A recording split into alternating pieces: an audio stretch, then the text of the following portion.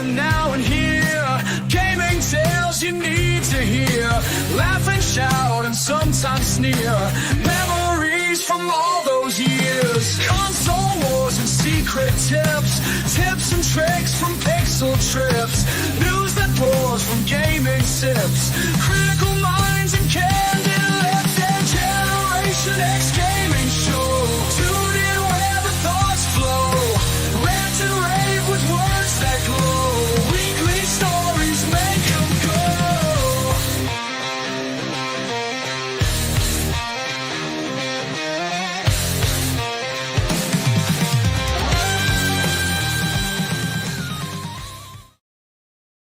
Hello, everybody, and welcome back to another week, another episode of Generation X Gaming, the weekly podcast that goes over a few of the top stories from the past week, and we rant along the way. I'm your host, 30 and Still Gaming, or 30 NSG, and joining me each and every single week is Sergeant McCcluskey. What's going on, bro?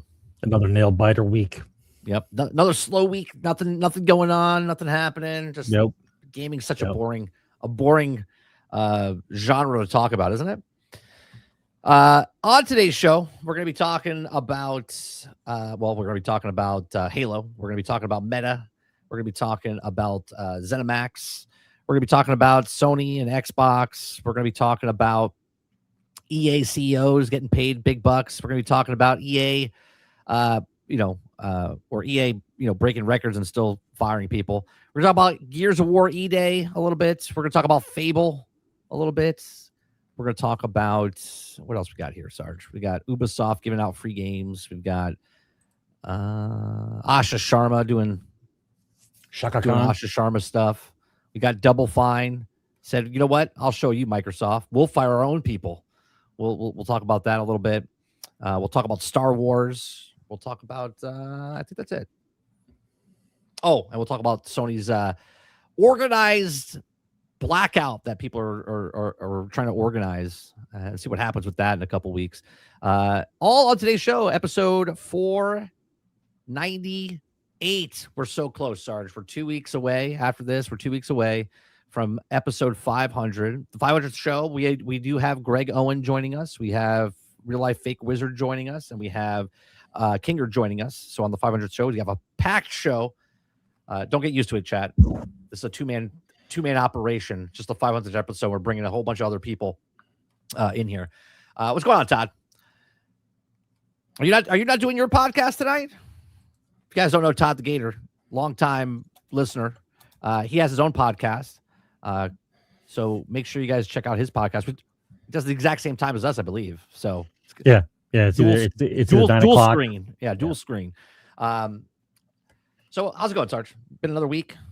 Anything exciting before we get into gaming stuff? I mean, it doesn't really feel like it's been a week. I got to be honest. I feel like we did the show like just a couple days ago. I feel like the weekend, like we leave here, and then Friday's like this, right? Like Friday goes up the hill, Saturday goes up the hill, Sunday goes up the hill, and then Monday hits, and then it's just like straight down like a roller coaster, and then here we are Thursday, and then it's the loop, and then we do it again. Oh, that's fine with us, Todd. We appreciate you watching it all.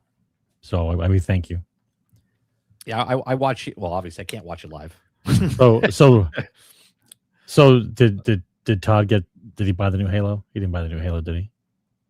Todd, you didn't buy the new Halo, did you? I don't know. Todd, did you buy the new Battlefield is what I want to know. Yeah, Todd, did you buy the new Battlefield? Did you buy the new Battlefield, Todd? You can say you can say he's no. Like, you guys, you sons of bitches. You sons of bitches. No. You can say no. What just curious. What have you been playing? Or not what have you been playing? What have you been doing before we get to the plan? I mean, I'm still working through the Grand Theft Auto trilogy.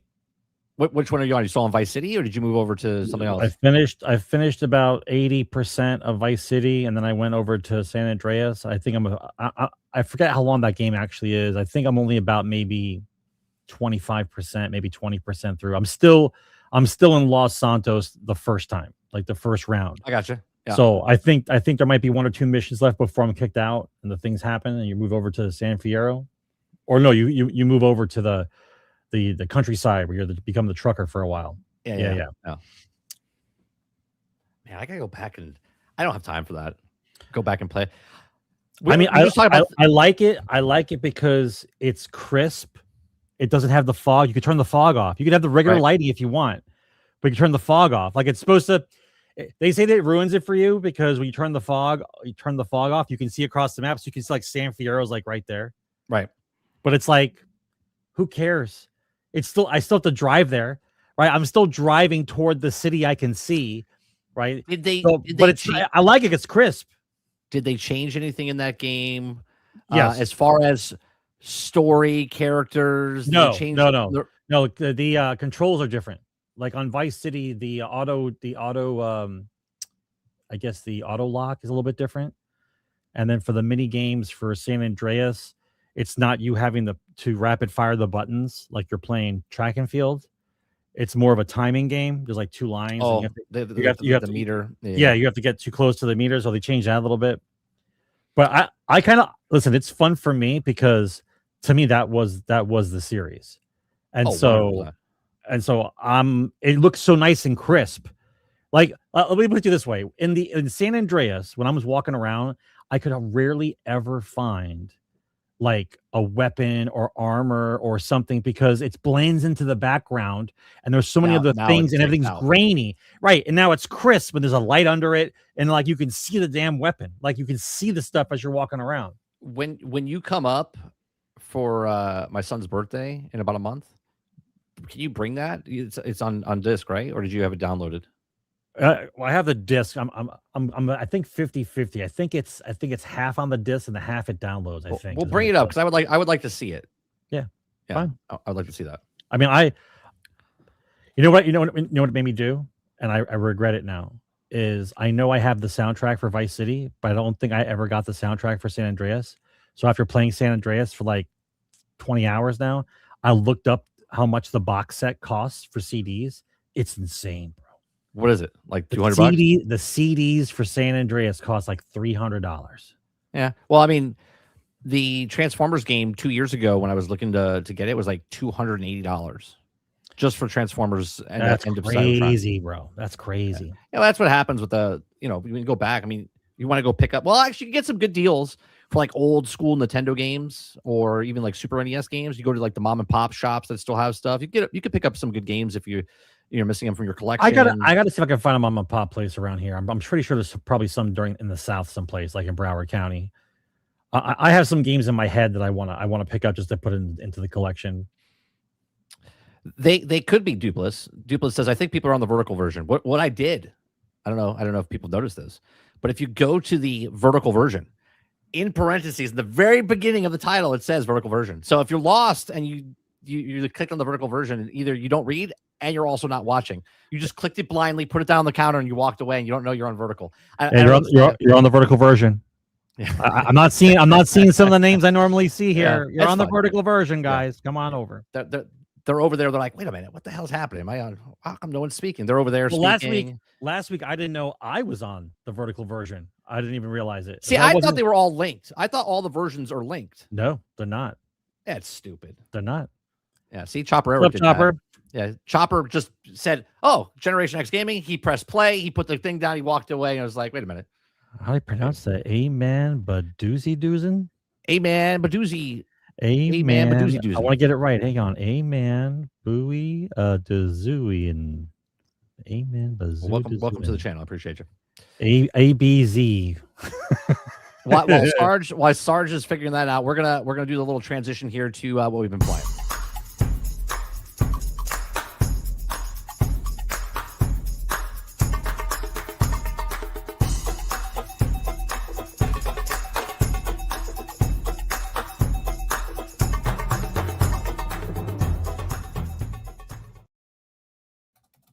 All right. So you just talked a little bit about the Grand Theft Auto that you've been playing. If you've been playing something else other than Halo, we'll go into Halo in a second. Is there anything else you've been playing? Did you try Hell Let Loose Vietnam? I only got to play like 5 minutes, like 5-10 minutes. Like an actual game, or did you just do the trial? Like the No, I made it past the training stuff, and I was in a game messing around. You had to play more than 5 minutes. Training alone is like an hour and a half. I don't consider the training playing. Oh, okay. I mean, like playing actual gameplay. I was playing like 5-10 minutes. That was all I was playing for. I mean, it reminds me a lot of the Battlefield Vietnam version. It does. But at the same time, the same feeling I got from playing that when I started getting this one. It's like I don't hear nobody, I don't see nobody, and I'm dead. Like that's how it goes. You're in unless you have eyes on the person first, you're in trouble. Right? You really, really cannot walk around by yourself in that game. You've got to walk around with other people. That's the only the drawback on that one. It's very hard to go on your own. All right, so I just looked it up, right?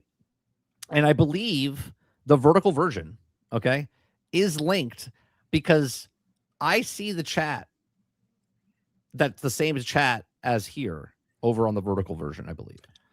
Right? So I see Todd, I see Crowded's over there. Yeah. He said say hi. I don't see Crowded over here. Yeah, that's right. That's what I'm telling you. It's but weird. I see Todd. I see that's weird. So some people are there, and some people it goes. You don't even see the like button. Come on, YouTube. Don't even see the like button. Oh yeah, there's no like button there. Look at that. What are we talking about? You know what are you gonna do? I think you have to go in full version. We're still learning stuff here, right? Yeah, you have to go to full version there, Crowded. I think you got to go to like full screen, which is the up and down version with no chat. No like button. Yeah, you can't see the chat. It's weird. I don't know. Anyway, don't cross the streams. So I'm sorry. So Vietnam. Played a little bit of Vietnam. I played through the training and I played one game, just one game, just to see how it was. I was like, wow, it looked visually very nice. I thought it looked very nice, right? It's Unreal Engine, obviously. What did you think about the tunnel system? Okay, so at first I thought it was OP. Then I thought about it. Proper placement of those is exactly like what happened in Vietnam. Like you don't know where they are. They're coming up around you. Yeah. And you have to have a designated team looking for the rat tunnels. Like you have to. Because otherwise if they establish the tunnel system, you can't stop them because they'll just keep popping up around you. And the problem with that is if you're smart about it and you put them in bushes and trees and something, you rarely ever find them, right? It's crazy. I also found it funny and I thought it was hilarious because it brought back fond memories, right? Because every time I hear the old 60s music, when I hear the Hueys running around the map, but I was watching a Huey take off, and as soon as it was like 3 seconds in the air, dead, and you just see rockets shooting at it from from all sides. Like whoever is playing the game, they're definitely making sure they have rocket guys all the time because they're shooting at those choppers. Like they're like in the real war, the Viet Cong were scared shitless of the helicopter because there's machine guns on. They're just constantly shooting into the trees. In this game, the Huey pilots are terrified. Because as soon as you take off, just rockets start coming your way. It's hilarious.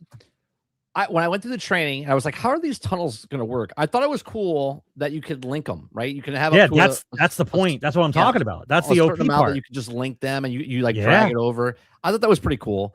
Because you eliminate the entire walking part, right? I'm out of the LZ or I'm out of the fight zone. Like tunnel, bink, I'm in. I'm there. Right, whereas the Americans have to need a helicopter, have to walk, or a jeep or something. Yeah. I also liked how the tutorial. They did a very good job of the tutorial to educate people on everything. Because remember, that was the big thing when you played Hell Let Loose originally. You're like, I don't know what the fuck I'm doing. I don't know about the supply chain. I don't know about the barracks. I don't know about you know what I mean. Like you don't know about the garrisons and stuff like that. You were so lost.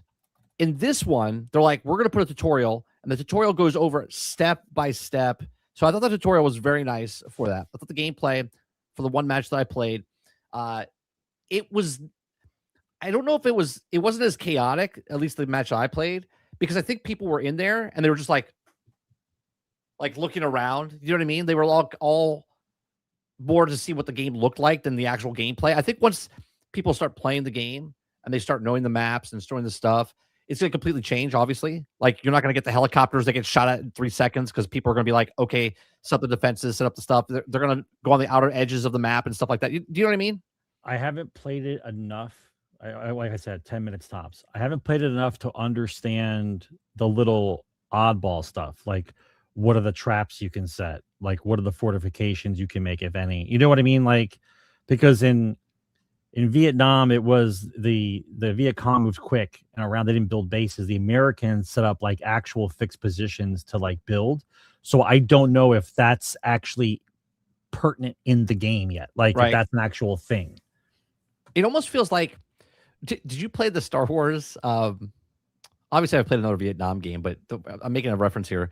Did you play the Star Wars where they had the Ewok mission where it's the stormtroopers and the Ewoks, and when they kill you, then you become an Ewok? Yeah, that's what it felt like when I was playing Hell Let Loose. I felt like the enemy was like Ewoks in the trees and stuff, and I couldn't see them. You know what I mean? I was like getting hunted down like the Predator instead of having a war. I think the only saving grace, and I think not all the characters have have that traditional hat, the little army, the little more of a flared hat. Like, if you don't see the hat, like you don't see anything. Like you know what I mean? Like I'm looking for the shape in the trees, right? I never in Vietnam. I never walk in a straight line. I'm always moving around like a little. I zigzag did last pattern. longer in this Vietnam game than I did in Battlefield Vietnam. Battlefield Vietnam, you were alive for 12 seconds. Yeah, 12 seconds tops. You're running around. You're like, hey, I made it 10 feet, and you're dead. And you're like, okay, I'm not reset. It was like a meat grinder. You're just pushing forward. You don't know anything. You're staying on the tree line. It was so dense that when you went through the tree line, an enemy could walk by you and you wouldn't see them because everyone. A lot of times you wouldn't even take the shot. You just keep going. Like you don't. Right. You wouldn't stop. You would just keep going. You're like, I gotta go back to the. Yeah. I like that one, but it was still chaotic. It was chaotic. I just want them to. I want them to clean up the basics of the game. If you're going to make this one work well, then fucking make the World War II version work well. Like stop trying to make another game before you fix the one you had. You know what I mean? Like that. I just want the game to be stable. I want the things to work proper. Like I thought the introduction of the self-propelled artillery was kind of cool, but it makes certain games crazy because if they zero in, like a self-propelled artillery can set up in like a zone like behind a house or something, and they just keep lobbing shells onto the point. And so it's not like you having to waste ammo from the actual, from the resources. When you do the artillery thing, you're firing resources, right? The SPA's just gotten its own shells. And then the engineer comes out and builds one of the little repair bays that rearms him. So he's basically an unlimited artillery piece sitting in the corner. So now you're like, can someone please stop that? Can someone get the artillery gun? Right. And they did change it to where in the World War II version, they did change it to where you actually now pick artillery as a squad. You don't actually just go. Oh, I didn't know that. Yeah, you actually pick artillery and you have to actually build the gun. You have to actually go, and it's not back there just sitting there waiting. You have to actually build the gun now. I still remember the first time we played. I don't know if it was the first time, but it was the first time we played with Mr. Luke, and he was in the tank with us.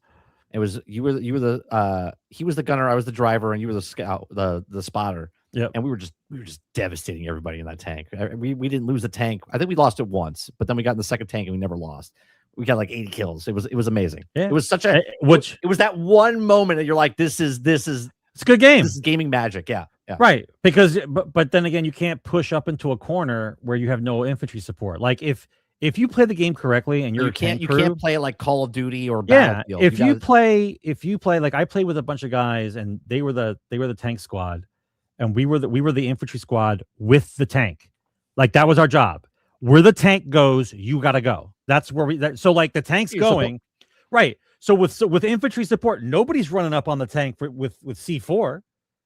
Right? If you have a great team even in Battlefield, if you have a guy in a tank and you have two guys just walking next to that tank, you're unstoppable. Yeah, you got an OP close back. You got the repair station made. You got a little bunker set up. Like you move the tank up, and then usually what the tank does, he sits up on the cross angle, and so he's got the line of sight on the roads that lead up to the point, right? And that's how you play, right? No one's charging in with a tank, right. Like the paper mache days, like of battle, right? of Battlefield 2 and 3, the paper mache days. You just throw the tank in there. Right. All right. I'm gonna talk a little bit about. I played Marvel Rivals today, right? Before we get to the Halo. Oh, how was I played Marvel Rivals. I played the Ultron event that was happening. It's fun. It's a how PvE. Cyclops? No, I didn't play Cyclops. This is the I played the. Oh, it's a set PvE characters event. Yeah, it's a set of characters. You could pick from. I think it's 6 characters. You could pick Hulk, Thor, Captain America, Iron Man, Black Widow, and Hawkeye. So 6 characters you can pick, but it's only a 4-man squad that you can go, right? And it's a horde. It's 4 boards. It's inside the tower, like the hallway. Then it's inside a room, inside Avenger Tower. Then it's outside or inside the main room of Avenger Tower, and then you get outside of Avenger Tower, and you fight Ultron once inside the building, and then you fight Ultron again outside the building, and it's just a wave. I tried a couple different characters. I tried Hulk first, and he's pretty fucking OP, right? So, you should be. It feels good, yeah, but it's crazy. Like there's just so many guys coming at you, and you just does he? I forgot. Does he do the clap? Yeah, he does the fist slam in this one. He has like a power up where you jump and you hit the ground, and it's like electrified, like gamma. But then when you do your ultra, he gets super big, and then when he punches, he's shooting gamma out of his arms and stuff, so you can shoot people out of the sky. Oh, kind of like a Street Fighter move. Yeah, and you're just fucking destroying like everything, right? He was fun. Hawkeye was fun. The first couple of shots that you're doing, you have to push the trigger, right? But then once you level up, because you get 2 cards that level up every time you clear a board, so you can do it where all of a sudden he's like super, like you just hold the trigger and he's like, and he's just shooting the arrows. You don't have to do semi-automatic. In the very beginning, you have to do it. Oh, you have to do it. Yeah, but as soon as you upgrade like 2 times, you can just hold the trigger, and he's like pop, and he's super fast. So Hawkeye was fun. Didn't play Black Widow. I played Captain America. Captain America is a little harder because he doesn't really. I mean, he's defense guy. So when the guys shoot lasers and stuff at you, you can deflect the lasers back at them and shoot them and stuff like that. You can throw your shield at them, and he does massive damage. But then when you level up, it's freaky. Like it's like he's teleporting. This is what he's doing. Like he's not punching. Like this is him moving across the thing. It's like he's teleporting to the guys. So like if I look up in the air and I start punching, he like just is up in the air and he's like punching the guys, and then as soon as he kills them, he's off to the next one, and he just like chain links them. And I'm like, what's happening? I get like nauseous when I was playing him, and I was like, I don't know what's happening right now. So I stopped playing Captain America after that round, and then I played Iron Man. But why is he teleporting? Is it speed? I don't know. I don't understand. Is it a glitch? Is it speed? Is it supposed to be like a speed thing? I think it's the thing I picked. It's like he does more damage, but he's not walking over to the guys. He's here, and then he's here, and he's killing him, and then he's from here to here, and he's just killing him. I was like, why is Captain America doing this? Were they saving on frames? I don't understand. I don't know, but that's what it is. I got nauseous because it's like you're missing frames because there's literally 100 guys on the screen. Okay, it's like the hordes in like 40K. Yeah. It's a swarm of guys, right? So when you're in there and you're fighting, they're like right next to each other, and you just see him go, and he's like jumping around. I was like gonna throw up. I was like, what's happening? It was like playing at like 5 frames per second, even though it was at like, 60 frames. I still miss the Hulk smash thing from Avengers game. That was the best one. Good. So good. The Hulk smash from the Avengers game is still one of the best. Maybe I'll go back and play that.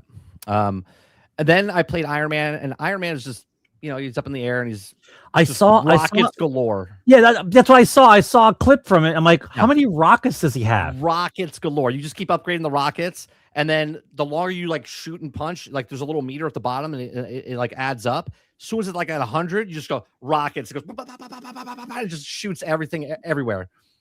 It's pretty fun. It looked absurd. It looked fun, yes, but it looked absurd. Well, what they're missing from this game mode, because it's a limited game mode, and they still have the zombie game mode in there, right?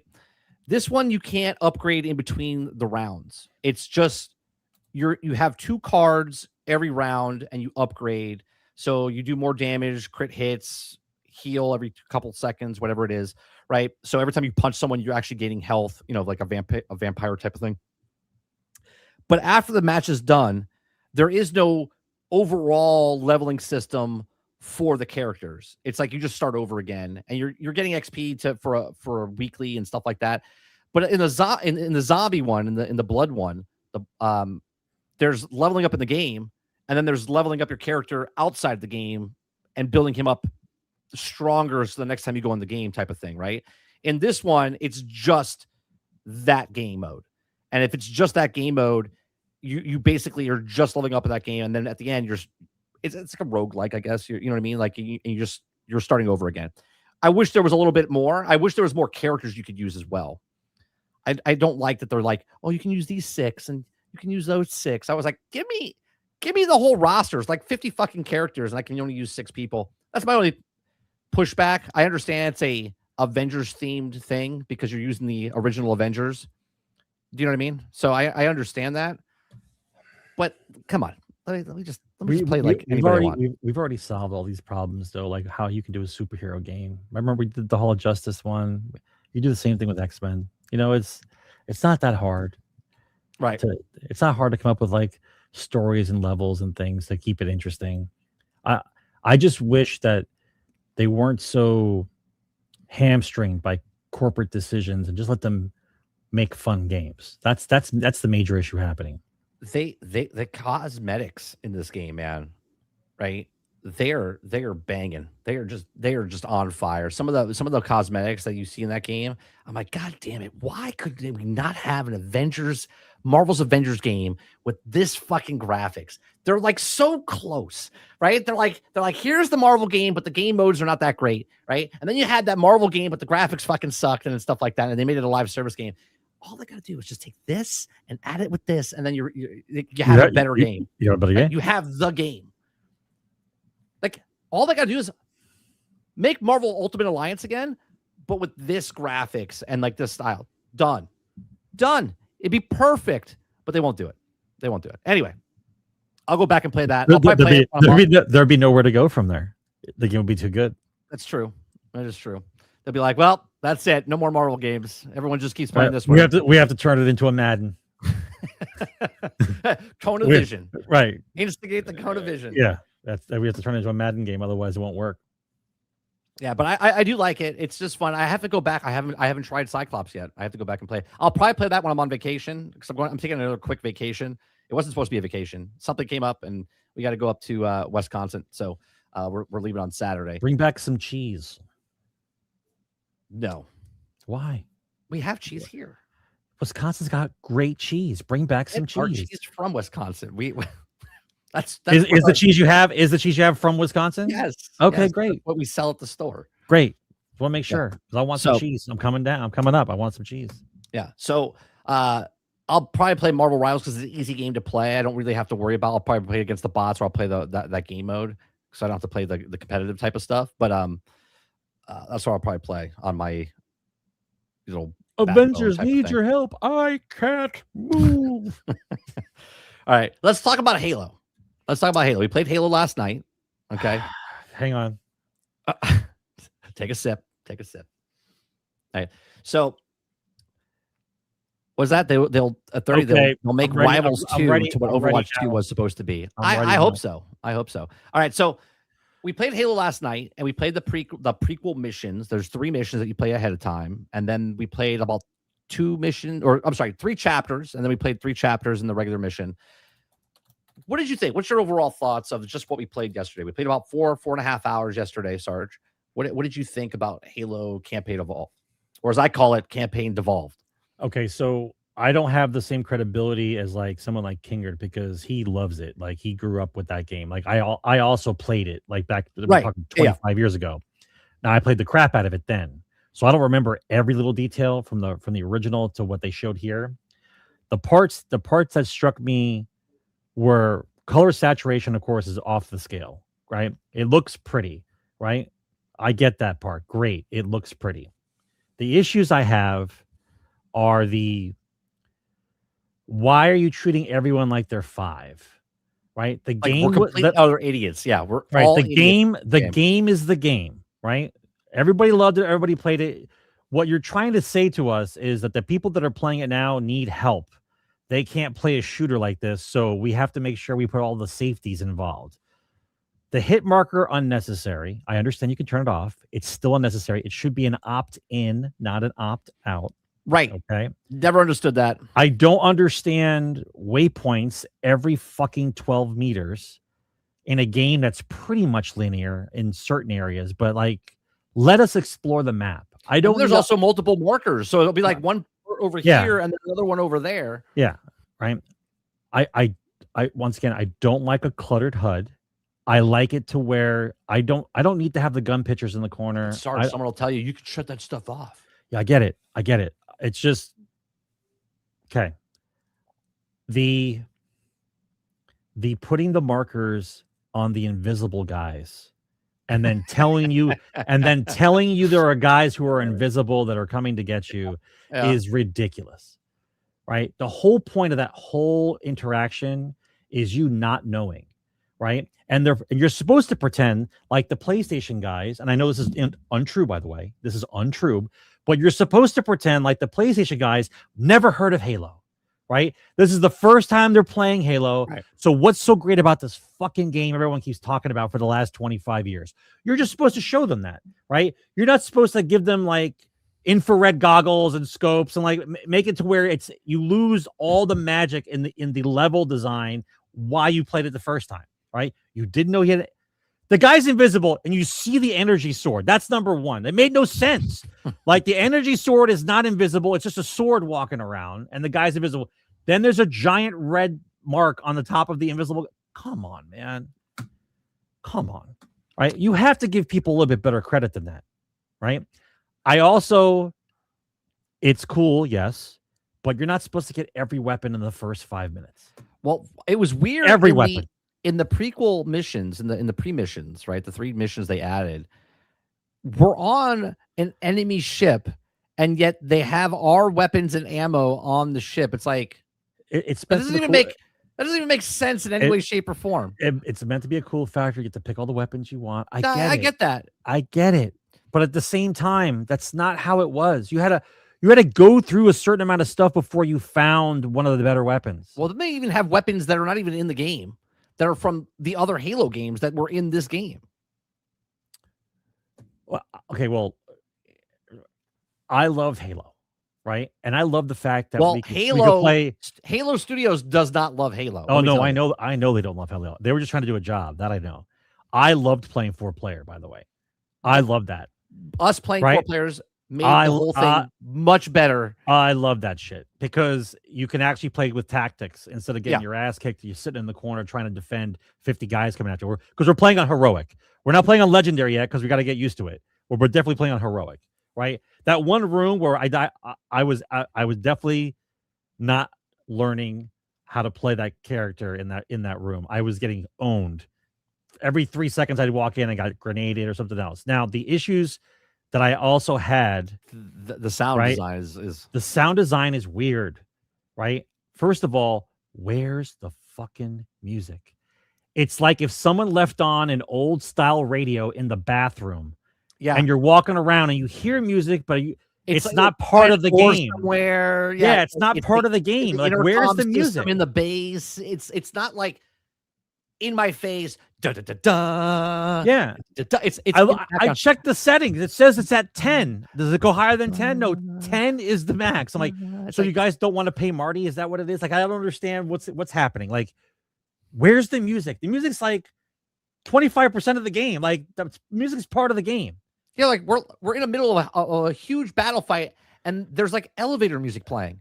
It's like it sounded very reminiscent of the music that's playing when you're waiting in line at Space Mountain. You're in the queue. Yeah, when you're in the queue. When you're in the queue in Disney World at Space Mountain, that's what it sounded like the music sounded like in the background. And we're having like this massive fight. I'm like, I don't understand what's happening. Right? There was a time, even Kinger showed it in his video that we showed today, right? So I didn't watch his video until this morning, and we played last night. When you first come on to Halo, okay, you're in that area where your ship crashed, and there's nothing playing. There's no music. There's nothing. It's just like the ambient noises of the thing. Crickets. Yeah, got crickets. There's no excitement happening. But the original, it was like because you see the ships coming over the thing. It starts to build up the music. This yeah, is it's like no cues. Yeah, there's no cues. Like when a ship shows up, the nothing. music kicks in. Right. So the gun animations were decent. They were good. The how everything looks, it looks, the color saturation's crazy, right? The explosions are cranked up, like all the damage and the marker and the explosions, they look fantastic, but it's like it's almost overdone, right? Yeah, like I when one agree. of like one of when one of the one of the little guys tried to got me with the double grenades, and I shot him. He like exploded, and it looked like he was like a pinata. Like yeah, there was like green, paint like exploded. paint exploded everywhere. And I'm like, I understand it's the blood, but it's like I don't understand what you guys were trying to go for here, right? We all had sniper rifles at one point, right? All of us had That was sniper pretty rifles. fun. That was pretty fun, right? Yeah, it's great. I did find it funny, and we thank you for chat though. I did remember from watching or listening that there was a skull in the first couple levels, right? One was to turn off sprint, which is weird. Which is weird. How to do turn you off advertise? sprint. How do you advertise two things when they first showed Halo? They're like, you can now play in third person, and we added sprint. It's opted out for sprint. They put sprint in, right? Sprint's Sprint in, wasn't and in the original game, right? right? You have turn to it opt off, out for sprint, but you have to you find have the to skull. opt in. You have to opt in for third person.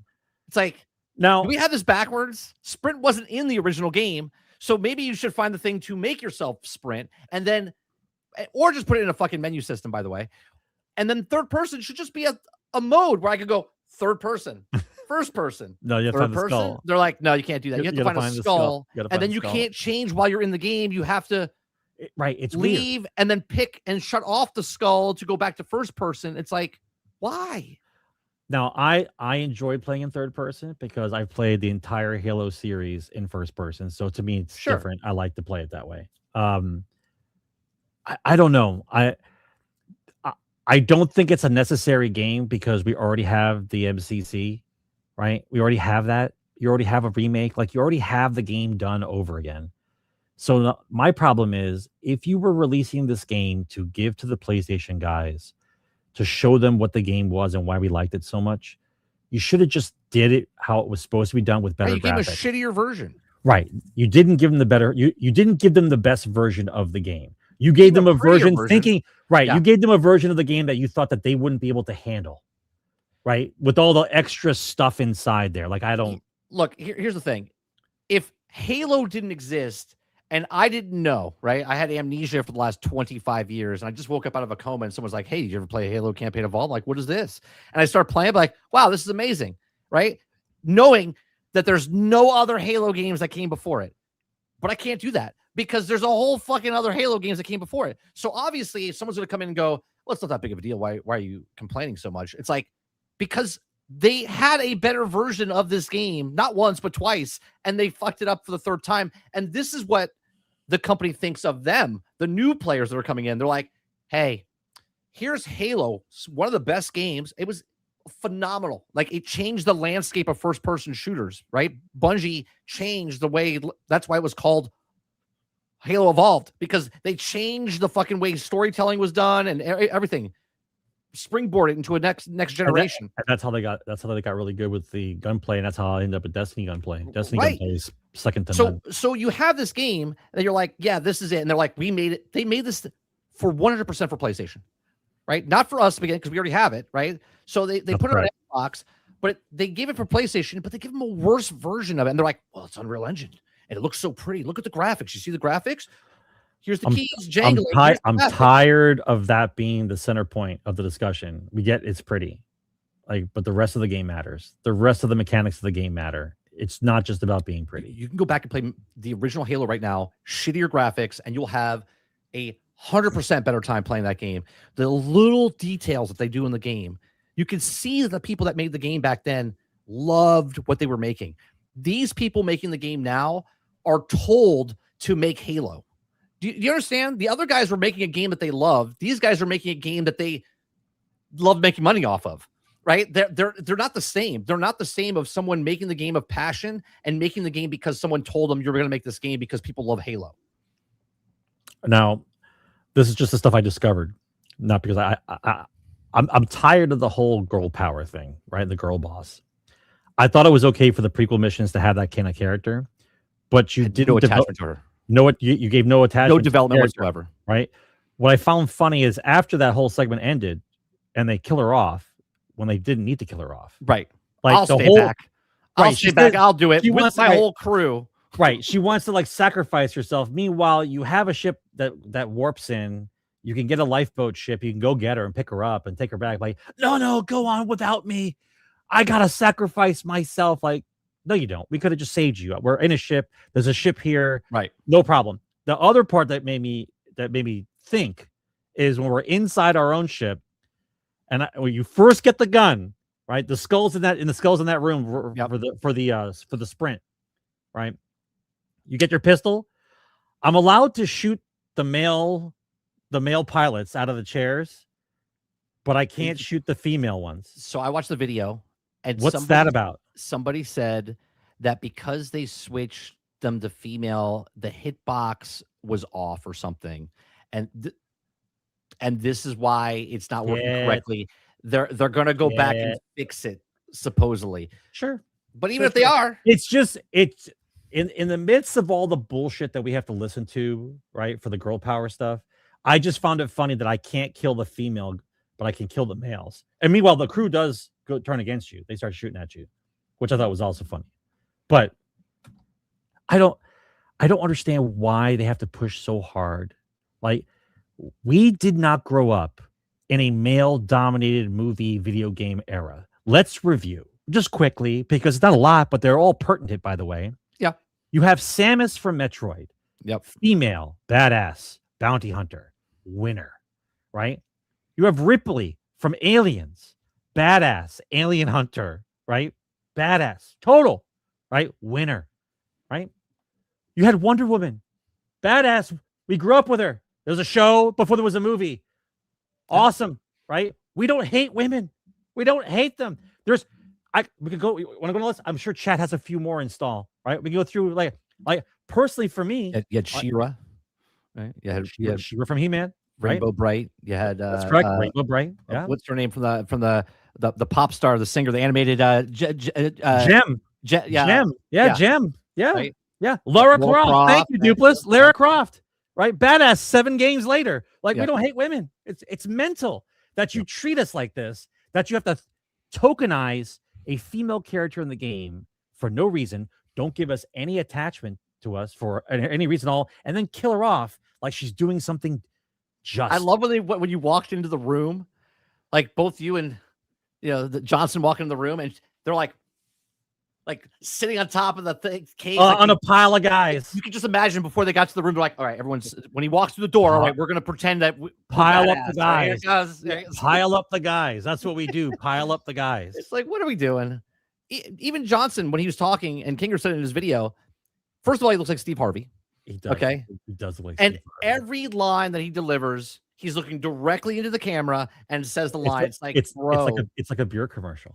Yeah. It's like, the people that made, like he's doing a commercial. I said this last night, right? It's like the people made the character because in the beginning you didn't know Johnson was a good character when you first played Halo. You were just like, oh, cool, that's a cool character at the end of the game.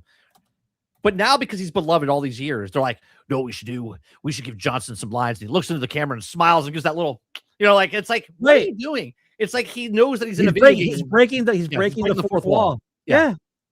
It's very strange. It is strange. It is strange. We're like, why? Why do you have to do it that way? Just do the game justice. Just do the game justice. It's not hard. It's not hard at all. Yeah. How about Xena Warrior Princess? Then you got Princess Xena. Leia. Don't mess around with Xena. A whole bunch of people, right? There's a whole bunch of people that they're. So one more thing is about Halo, and then we'll move on to the stories, right? Halo is it's good if you've never played Halo before, right? So I guess PlayStation a win. But there's just something off about it. You look at it and you go, okay, it's prettier, but it's okay. It's like, that's all right. Like I didn't need to play this. I had a blast. We're gonna continue playing it with the group because it's fun playing with the group as we go through the game, and talk about it. So yeah, no, that one right there, no. Time out, Eric, for a minute. She didn't help anybody. All right. let's go to top stories.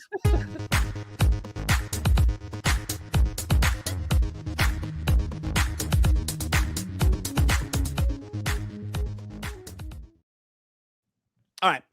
First story we're going to talk about, Sarge, is we're going to talk about PS5 owners are organizing a week-long PlayStation Blackout in August. They're pissed, Sarge. They're pissed. They're organizing together. They're going to show Sony some big stuff here, but they're doing it before Wolverine comes out because they can't take off and black out stuff while Wolverine's coming out. They want to show them a stance, but they don't want to back off of actually buying the greatest first party game that Sony's coming out with, right? This to me is funny, right? I get about people are trying to organize to make it a bigger thing, so people write articles and whatnot because they're fighting about physical media. Fantastic, but why don't you do it on something that actually matters? Like literally 2 weeks later, Wolverine's coming out. So why don't you organize it so people don't buy Wolverine right now? If you truly care, which most people probably don't, you don't pre-order, you cancel your pre-order, you don't play the game when it comes out, not day one, not week one, not month one. You just stop playing. You just stop playing, and they'll be like, "Wait a minute, we only sold 1.5 million copies. There's something wrong. What's happening?" Right? That would make more sense. A blackout week is just nonsense. You're not going to do anything with it. There's a start date and an end date. Yeah, no one cares. There should be a start date and a walk no away. End date. Right, and a walk away. Right, no end date. Listen, if you cared and you want to do a blackout thing, you cancel your pre-order for Wolverine. You don't buy it the first week it comes out. You just let it rot and let's see what happens. Like that's how you have to do it. Just saying you're gonna disappear for a week and then go back to what you were doing normally means absolutely nothing. Right, because if you truly care, Wolverine's still gonna be there. You can buy it a month later, 5 months later, 6 months later. It's not like they're taking it away from you. Oh wait, they could. I don't know. Right, like just stop playing. So I love this. They're trying to organize it. I don't think it's going to work, right? Not to say they shouldn't try anything, but a start date and an end date and before the biggest release of the year for them is just silly. It should be during the time of the full release of the biggest release of the year for them. Well, you should.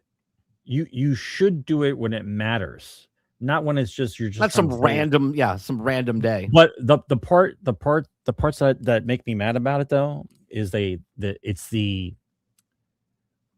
the collaboration of all the media fighting the same point. They're all going against the same point, right? That's the part that bothers me because they're no longer with us. They're no longer the voice of the customer. They're the voice of the corpo. That's the issue. Do you think they'll make any noise? What do they want? 10 more articles written that people are upset? Oh, look at them. I'm actually kind of excited for the next couple months because all these guys that have these nice little cushy jobs have to do clickbait in order for them to click on their articles. Otherwise, they're going to get fired.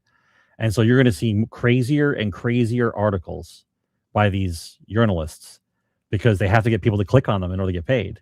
And so it's going to get worse before it gets better. Like you're going to see the most craziest articles ever written because they need clicks, and then they're gonna get fired because no one's gonna click on this stuff because it's ridiculous. Real quick, Waterbear comes in with 440 joules, whatever those are. All right, thank you. I don't know what joules are. I don't even know what that is. That's on the mobile. I think that's on the mobile stuff. Oh, right? Is it mobile? It's the mobile. I appreciate it. Look. I know it's super chats. I know joules are there. Nothing pops up on the screen to show me, but then I looked in chat and I saw it and I was like, all right, thank you very much. I don't have a cheer. I don't have a. I think Duplass just pulled up every female actress in the last Googling 25 years. Now. He's like Google who's famous girls in television and gaming. He's just going through the entire list. Daisy Duke, Daphne, the girls from Gilligan's Island. Yeah, that's it. But they weren't girl bosses. Lucille Ball. Has anybody said the girl from Terminator? My mind's a blank. Sarah Connor. Anybody see Sarah Connor yet? No? That's another one. Sarah Connor's a badass. Come on. Oh, but she didn't have her own thing, did she? No, Sarah Connor. I know where she's from. She was just a single woman living in her house trying to be normal. And then Kyle Reese invaded her hate. house, and people were trying to kill her for 90 minutes. And after 90 minutes, she turned into a complete total badass because she had to. Right? That's what you do. That's what you do. Next story, Sarge. We got Dan Houser, Rockstar Games co-founder Dan Houser, made a statement in the physical media. He says, "I love physical media. I think everyone does. If people want it, I think companies should provide it." Imagine that. Now, he did say that, and I think we could play the actual clip. Let me see. I actually have to. I don't know if. Let me back this off. Hold on, and let me bring it back. Oh God, it's got IGN on it. I don't know if I want to even listen to it. All right, hold on. We got that. Share audio. Okay, so this is from IGN. This is from an interview, and you can hear Dan Houser say it himself. Physical media versus digital. Do you have an opinion? I love physical media. Oh, yeah. I think everyone does. Yeah. If people want that, I think companies should provide it. But I don't. What I love is the guy next to him on the couch. He's like, "Well, yeah, there's good things about digital media too." Listen, I don't know that I personally care. Sure. And I also think that the ability to update games, as critical as people are of, digital releases, the ability to update and fix problems in games has been really useful for the quality of games. Sure. Also, how about you? And well, I mean, we all have that sort of feeling of, when you get that copy and you put the disc in the console. But I also have to say, I really like being at the airport and going, "Oh, cool, I can download some quick games to my Steam Deck for this 12-hour flight." So imagine in a world though when you bought the disc, they give you the digital code, and that way you can play the disc version and the digital version. Stop talking crazy. that's what's been interesting. We've worked in digital together for a lot of years, and then making a physical product of a comic book is a different creative process, but also just really fulfilling to have a physical thing you can say, like, "Look, we made this." So there you go. Right. So talking about how, I'm still worried that Hauser's not part of Grand Theft Auto 6. I'm worried about the writing. well, you should. I'm worried about the writing. He is. Look, Lucas is Star Wars. Dan Houser is Grand Theft Auto. Him and Laszlo are Yeah, Grand Theft Auto. or Grand Yeah. Theft Auto. Oh yeah, for sure. So Absolutely. him just saying that, look, if people want physical copies, the companies should respond to that and be like, yeah, we'll still give you physical copies. Do you know the one that the media is trying to back now that doesn't work at all is their entire narrative about disc rot, right? If disc rot, think of it this way, if disc rot was so prevalent as they want you to believe it is, then what have we been doing the last 15 years? Why would you guys make discs at all? If they only last 10 years, then what the fuck are we doing? Why are you guys selling discs to us for 20 years if you know they're going to break in 10? Like, if that's the actual narrative, then this would have been going on long ago. The disc rot conversation is just them trying to pile on more bullshit onto their story about why you don't want physical. It's like, you guys are pathetic. Like, completely and totally pathetic. I got games upon games upon games stacked. They all work, right? I don't keep my discs next to the oven while I'm cooking. You don't put them in the pool? You don't leave them Yeah, in the water? Yeah, I don't have my discs like on the out of the case on top of each other underneath Webster's Unabridged Dictionary. Like, I don't have them. Yeah, like, underneath a heat lamp, right? What's wrong with you people? Yeah, I don't understand the way they do it, but It's a pathetic attempt to try to back up the reason why you don't want discs, and it's just pathetic. It doesn't work at all. I'm still hopeful that enough people are like, I'll do something else for a while. We'll see how they do. Like, in order for things to change in a world where you're part of it and you like the thing that's being affected, you have to be able to sacrifice. You have to be able to walk away. Like, you don't have to burn your PlayStation, throw everything out the window. Like, that's not what you have to do. But you just have to have the balls to just walk away. Like, I'm good for now.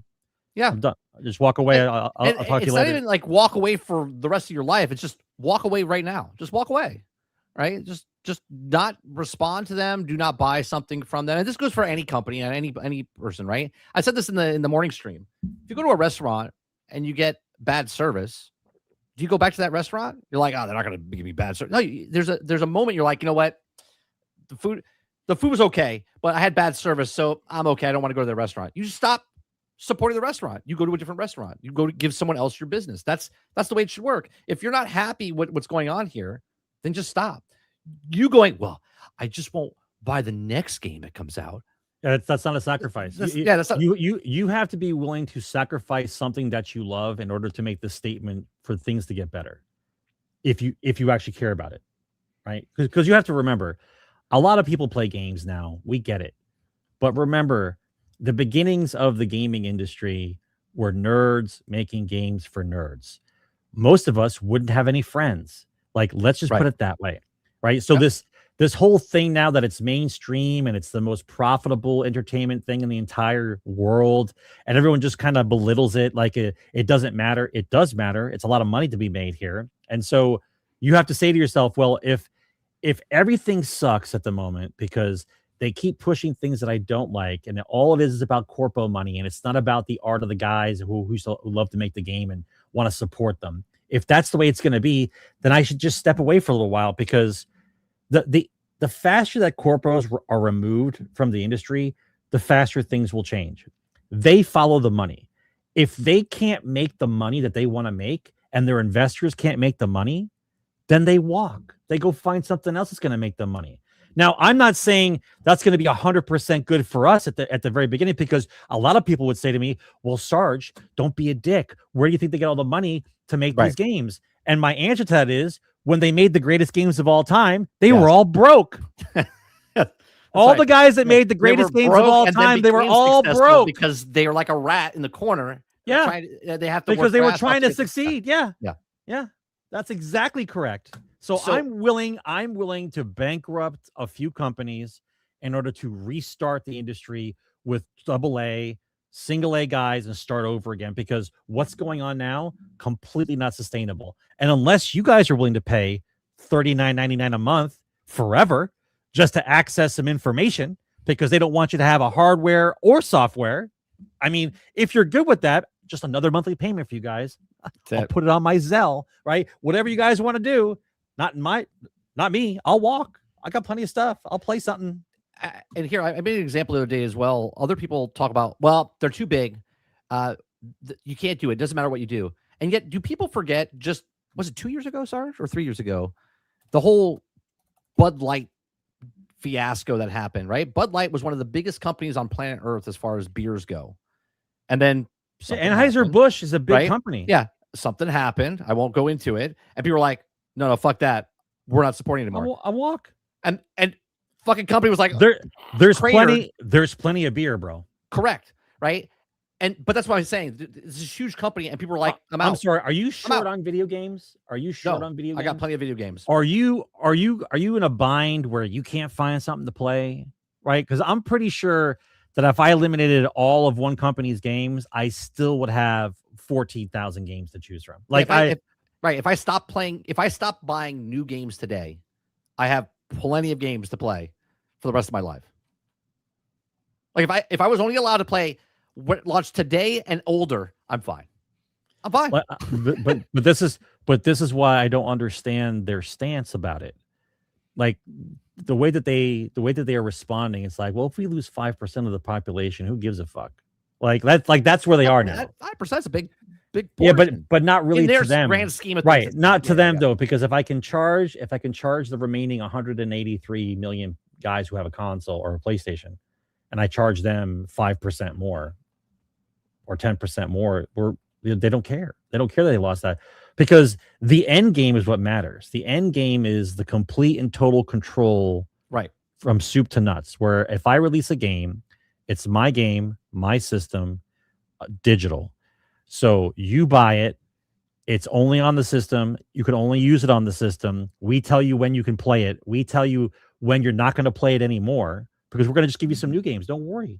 We're going to give you some new games afterwards. Like, that's kind of like the thing. Like, I don't. Oh, what happened, Sarge? I can't hear you. Is that me or you? No, can't hear you. Chad, can you hear Sarge, or is it just me? Can you still hear me, Sarge? Maybe it's my end. His mic went out. Yeah, okay. So you guys can still hear me.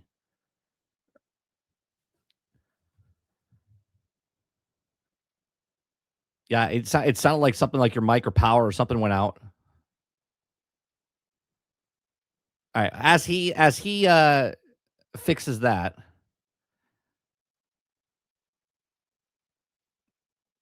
I can hear just fine. Okay. No, hold on a second. Say unmute yourself in the actual program now. You muted yourself in the program. How about now? Yeah, I can hear you now. Okay. All right. So what were you saying? Where was I? I don't know. That's what I'm asking. If I lost my train of thought where I was with the PlayStation. I lost my point. All right. Well, we'll move on from this, unless maybe it'll come back to you, and if it does, just pop it in there.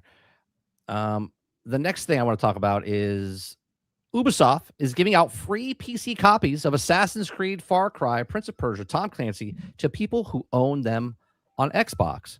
All right, so Xbox is making it easier for you to transfer your digital console library over to PC, at least when it comes to select Ubisoft titles. Now, an official Xbox Wire News release, a total of 13 Ubisoft games are revealed to be part of a new Xbox console to PC offer program, giving players the opportunity to play their Xbox games on PC at no additional cost. Basically, it all works as Ubisoft Connect app, which will you can install on your PC and access the following games for free if you already own them on Xbox, right? So basically, they're doing the little digital code. Yeah, if you own the disc or you own it on Xbox, like, hey, you could download it for free, whatever. Obviously, they're looking at something. I don't know if you got to sign in. But there's quite a bit of games here. You got Assassin's Creed, Mirage, Valhalla. You got Avatar, Frontier of Pandora. You got Far Cry 6, Immortals of Fex Rising. You have Prince of Persia, Lost Crown, Bride Republic, Skull of Bones. Nobody cares. The Crew 2, the Crew Motorfest, Tom Clancy's Rainbow Six Extraction, Tom Clancy's Rainbow Six Siege, and Watch Dogs Legion. It says, thankfully, it doesn't seem that there's also a whole lot of fine print here. Xbox says that they're starting today. If you buy any of the above games digitally, you immediately get both of the Xbox and PC versions of Ubisoft Connect. Meanwhile, if you already own them and any of them, the progressive rollout will begin dueling on PC versions starting on August 4th. In case you were also wondering, there's also a deal that doesn't work the other way around. As Xbox says, you can only claim a free PC version with this offer. Otherwise, for most games, the addition of the game on any DLC you own will transfer right over to PC version alongside any progress you've made, so long as the game supports cross progression. So there you go. So why do you think I'm not interested in any kind of charity from Ubisoft? No, I get it, but why do you think Ubisoft is doing this? Why do you think they're trying to make the play here? Oh, that's easy. They're looking for any type of goodwill at all, because they're down on the ground. Like it's a slow count to 10, but they're down on the ground. They have to come out with something so innovative and fun that you forget about what they've done to you for the last 8 years. And I don't think it's possible. Like, I actually believe it's time for certain companies to go away in order for new companies to come up, and this is one of them. I don't appreciate anything Ubisoft is doing. Here's what I think they're doing, right? Obviously, I think they're making this announcement ahead of time because there is an event happening where they're going to talk about the Project Helix next month. Sure.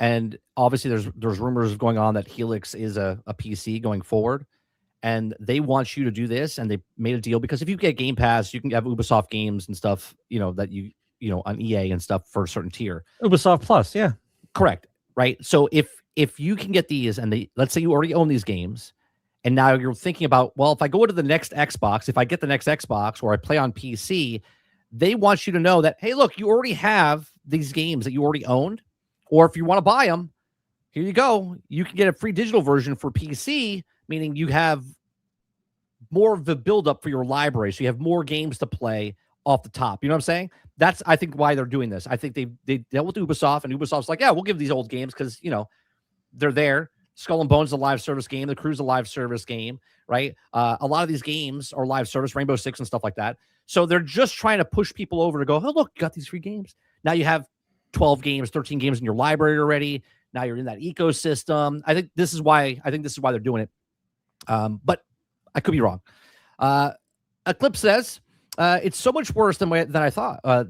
Than that, though. I remember when we bought a game, we actually owned it. Then somewhere along the line, we just made the disc a delivery system for a digital license, not even a game. Yeah, there's a lot of problems with that. But it's funny because there is a stat out there that there's still more games on disc that you can play than there's not. It's just that the big games that people are playing, it's convenience. It's convenience. Right. It's convenience, and so there's actually a lot of games that you can just play on the disc still. But the majority of people that play the big games are not on the disc. They're just a key to put it in. That's where they get you. So if you're not going to be able to convince people who have grown up owning nothing that ownership matters to them. Like this is a long process that's been happening. Like the kids that have been growing up, everything's on a tablet or everything's on your phone. You have it, then you don't have it, or you don't care about it, and then when you want it again, you'll just go pick it up again later. Like it's a convenience thing, right? You don't actually have like a stack of discs in your house. You just have a stack of files on your computer. When you want to listen to your songs, you just log on. You pick the songs that you want to hear, right? But if the music, if whatever music app you're using decides that you can't use them anymore because the licensing has run out, right, and they just take it all away from you, I think you'd be upset.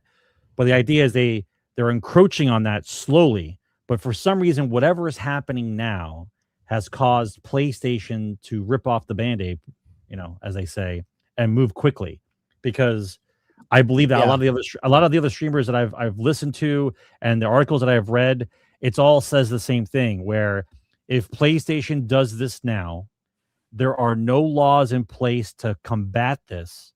Right. And it's going to take time to lobby for the laws that will combat this. And by that time, it doesn't fucking matter. Right. And so by then, it'll be too late and you don't care anymore.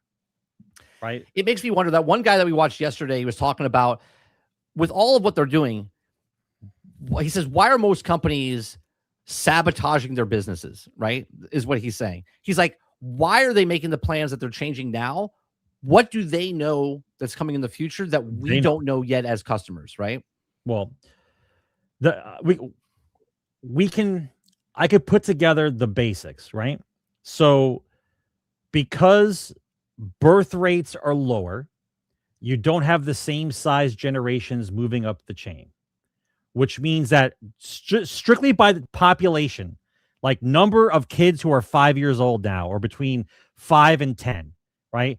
That group of people is smaller, which means as time goes on, the lower generation doesn't buy as many things as the generation prior, because we're doing other things. You get married, you stop playing games. Not everybody plays games forever. There's a good chunk of people that play games, but not everybody's playing games. You might come back.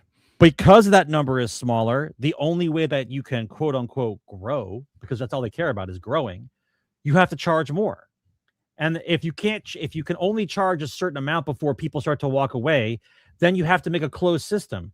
If you make a closed system, then you can get reoccurring money because it's a monthly fee, it's a subscription service, it's an updated thing, or whatever they want to call it. But that's how you retain the money, because you're not going to get more people coming in afterwards. That's number one, right? Yeah. Number two being the chip issue, right? You're going to say about this chip. Everyone talks about the chip issue. We're short on chips. The AI. Great. Market now go back conditions. Market conditions. All they keep saying is market conditions. Now go back and read the article that states that Micron made a deal with the top 16 companies that all want chips, and they signed a deal. Chips are a flat rate at that rate, and that's it for the next 5 years. So that means whatever happens now, chips are the same price. Now, whether that means they're going to stay at 300 or 350, that's great.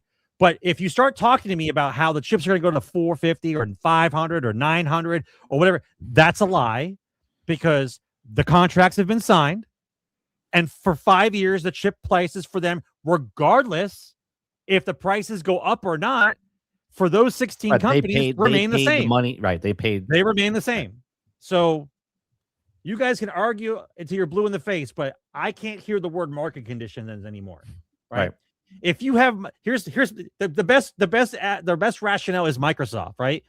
Microsoft on the right-hand side has all of the AI. Yeah, for Copilot.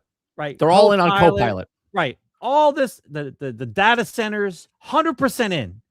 Meanwhile, they're trying to sell consoles, and they can't sell consoles because the prices of the chips are too high, because they raise their own prices of the chips. Right. They made the problem, and then they're coming out going, well, it's just the market conditions, and you guys are going to have to pay more. It's like, Right. yeah, but You you did caused this from Right. You caused it. It's like I Right. don't understand. And by the way, Microsoft is part of one of the 16 people that have the chips Sure. under contract. So Yeah. I don't understand how everyone keeps talking about it. Like, I really believe that most people don't understand money and inflation, right? Inflation's been a thing forever, 3 to 5% a year. We understand. But you guys are accepting 50 to 80% inflation like it's fact. And it's just not. And so you have to just take a breath and be like, you know what? I don't really need these things right now. There's no reason I should pay 120% more or 220% more than I would normally pay because they feel like it, right? Just stop, right? We're not talking about like a necessity here. It's not a necessity thing to play video games. But meanwhile, if you have any device in your house that can get Steam or GOG or anything on there, you have games forever. It's not about the console anymore. It's just about you enjoying yourself in your spare time. I'm going to say one more thing, and then we'll go to the next story, which links into this, right? Another thing why people for our generation, right? If you notice, you said this like 2 years ago, right? It's going to be remakes, remasters, right? Yes, and it is. It's much easier for a company to make remakes and remasters to the people that they know are already a fan base, like a Halo, okay? Because they already have a baked-in audience for it. Now, obviously, Halo's not doing very well because, well, it's not a very good copy of the game. But the point is, remakes and remasters is what it is. And the people that were young are now older, and we have disposable income, right? So they would rather double down, triple down on those people than try to get the young people to do certain things. Going to the next story, okay? We've got this summer, we expanded our Xbox streaming to more than 150 million TVs and devices around the world because not everyone can afford a dedicated gaming hardware. Today, we're adding millions more through, did you say that Vida OS and Hisense, okay? So more people can play the hardware they already own, okay? So Xbox is now on more TVs and more places, so you don't need to buy a console. Weird, okay? Right?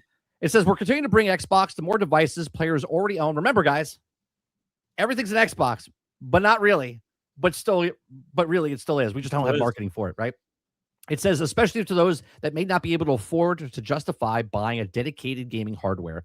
Now, remember, they're saying all of this, and they have their event coming up next month talking about the Helix. So they're playing both sides. Like, hey, we hear you. We got that console for you. And they're like, oh, you can't afford the console? You get the television set, right? You get the tablet. Well, this is the position. The position is how you want to say it. The true gamer, like the guy who has the disposable income, who will buy a $1,500 console because he wants to. Great, there's a spot for you. We have a $1,500 console. It's going to be great. We're going to tell you all about it. Right. You go ahead and buy the $1,500 console. Now, for the other 39 million people who have an Xbox who can't get another Xbox because they're not going to spend $1,500 on a console, what, my TV can play Xbox games? Yes. What, I only have to give you $25 a month to play over 200 games and just busy myself, and then eventually your first party titles will end up on Game Pass anyway? Yes. So what are we talking about? They speak like they're going to be losing money. They're not going to be losing a goddamn thing, right? Remember, only Xbox is losing money. Microsoft is doing fine, right? That's the part you have to remember. Microsoft doing well, Xbox is not. Xbox is a division under Microsoft, and Microsoft is doing just fine. Because Xbox hasn't figured out, and I'm going to argue this. I know some people in chat are going to get mad, but let's bring it on, right? If back in the day, this is the engine you were using, and this is the staff that you had, and we were making games. Now, as tech improves, you better the engines and you better the programs for your staff so you don't have to work as hard. And that line follows. The better the tech is, you hire some more people, we make better games, like that. But for some strange reason, everyone believes now that games are so complicated to make that we need three times as many people to use the easier engines that we've made for ourselves over the years in order to make a game. That's complete bullshit. That's complete bullshit. They got greedy, are trying to make bigger zeros, And after firing people in the past few years, you don't have the talent to use the engines that you have now. So now you need to hire more people to work on the engines and program because you don't have the talent to do the job you did before. That's why you're paying too much. Not to mention the 27 layers or whatever number they want to come up with of management that you're dealing with, which is absurd. Which is absurd. You just talked about three other topics that we have. Before we go on to those, right? So look how easy it is to play this, right? How to get the app on your TV. You get started. Make sure your TV is updated to the latest update, right? It appears on your homepage, and here's how. Check your TV, okay? But look, connect a compatible Bluetooth-enabled wireless controller. Controllers like your Xbox wireless controller, your Xbox adaptive controller, your Xbox Elite wireless controller, your PlayStation DualSense controller, your DualShock controller. All of them are compatible, right? Yes. So if you already have a system, and you're like, oh well, let me give it a shot. It's on my TV. I might as well give it a shot, right? It's on. The games are on my phone, right, bro? Right. And people are like, well, no one's going to game on the phone. But people are like, on my phone, I'm going to try it on my phone. Right. Nobody's attaching those controllers to their phone, right? And playing. Like, we don't do that, right? Right. Nobody does that, right? I'm traveling. This is my gaming. This is right. Nobody does that, right? And nobody plays games on their television, right? If someone said to you, hey, by the way, the next time you turn on your TV, if you try this monthly trial that we have for Game Pass, you'll get to play 250 games. I'll give it a shot on your TV. I'll give it a shot for 1 month. Like, what are we talking about? It's only 4 cups of coffee, bro. Only what are we 4 talking cups. about? I love it. It's only 4 cups of coffee, bro. Yeah. So the ability for them to put games in your hand in a convenient fashion is not lost, right? They are trying to do that. The part that they're having trouble with is selling hardware at a profit is their problem. That's where it falls apart. And the $400 million games. Let me ask you a question. If the normal number of games sold in the past for a hit game was between 3 and 7 million, and they were profitable, if now you're hiring 3 to 4 times the number of people for the studio, and you can only sell the same number of games with a 10% with a $10 increase on games, how do you expect to make a profit on that game? Where's the accounting department on this? Right? It makes 0 sense. If your numbers are the same, if a hit game sells between 3 and 7, and that's a hit, and you hire 3 times as many people with a $10 increase, you're not going to make money. The math doesn't math. Let's talk about the next. Now, this is we don't know what the number is for Fable, right? But I happen to see an old video of ours from 2020. Okay. From 2020. And I talked about Fable, and Fable was supposed to come out in 2023. Okay. But then it got delayed to 2024. Then it got delayed to 2025, which now got delayed to 2026, which is now delayed to 2027, which comes out in February. Right? So it's been delayed multiple times. Okay. So just the title from what it says Fable is reportedly an uncomfortably over budget. Now, obviously, that could mean 10 million, 50 million, 100 million. Bro, uncomfortably. You're underwater, bro. Right. You're underwater. So not only did you make a studio who only makes racing games, make them make an RPG game, but you delayed their game long enough to where not only are they in a bad spot for releases, but they're under a lot of pressure. And now the pressure is on a studio that used to work really well together. And now you're going to put them in a position where if they don't do well, you're going to break up another family with another talent pool. Right. Because you can't pay them. It's weird how this keeps happening, right? It's almost like it's planned. It's not like it's an accident anymore. Like how many times do you need to fire your talent before you reach a number you're going to be happy with? I want you to look at this stat right here. Okay. This is Fable 1, 2, and 3. 2004, 2008, 2010. Right? The Fable's total sales is 12 million copies. Okay. Fable 1 sold 3 million copies. Back then, fantastic. Fable 2, 2008, 5 million copies. Fantastic. Okay. Fable 3, 2010, 4 million copies. Still good. We don't know this budget, right? But if the budget's $200 million, because none of these games' budget was $200 million back then. Okay. That's correct. So let's just say it's 200 million. We don't know what it is, right? Could be 250, could be 300. Okay. There's no way that this game makes its money back because it's on, not just because it's on Game Pass, because it needs to be on all platforms just to make their money back. And if they sell the most copies ever, they're still 5 million copies short of what the budget's going to give them. But that's my How point. is this sustainable when they keep going over budget? Remember, they gave this franchise to a studio that's never made a game like this before. They make car games. They make very good car games. Yes, but they needed an RPG, bro. There's no difference between what they did here and what they did to Halo when they handed it to 343. They're like, this is a franchise we want. You're going to make it. They're like, well, we don't know what we're doing. You're going to make it because, and now they have to try to copy Fable, which they've never done before in their entire life, right? They made car games. So let's just say the game comes out and it's flawless. It's not broke. It's not buggy. It's just amazing, right? It's an amazing game. You have the smallest player base known to man on consoles right now. Right. You would have to have half the people it's like what, 32 million? Console. Yeah. 32 million? Is it 32 million? It's 28 million. I think it's 28 million. 30 million. And you know not everyone's going to buy Fable. Right. Nobody. Only 5 million people were interested at the top in 2008. That's correct. The franchise that's the number. Their numbers between 3 and 7. Yes. Right. The people that are interested in this game right now play the old games. Max player counts 5 million people. Everybody else has never played a Fable. They're like, what is Fable? I don't know what this is. I'm not interested in Fable, right? Because they're playing free-to-play games. They're playing Fortnite. They're playing cheaper games. They're on Roblox. You know what I'm saying? Like, they're looking for this number up here. The total franchise, 12 million copies. That's the budget that they need to sell to make their money back on this game.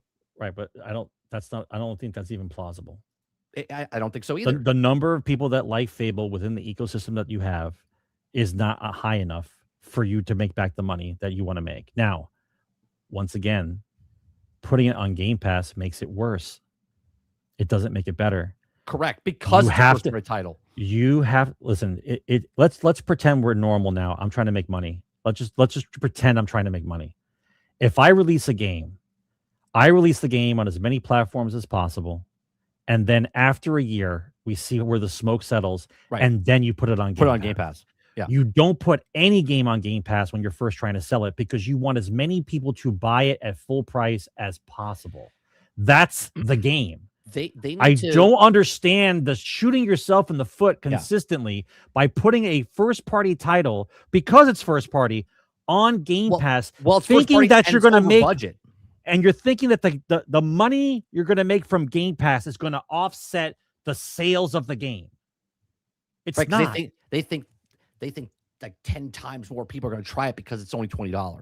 But but that's not the case. That's correct. Yeah. Even the people, listen, if the 7 million people bought the game because they wanted to play it, what makes you think the people that have an Xbox are going to play a game they didn't want to buy in the first place? Like, do you think that everybody who sees a game wants to play it even though they didn't want to buy it? Because it's new. Yeah, just because it's new. Just because it's new?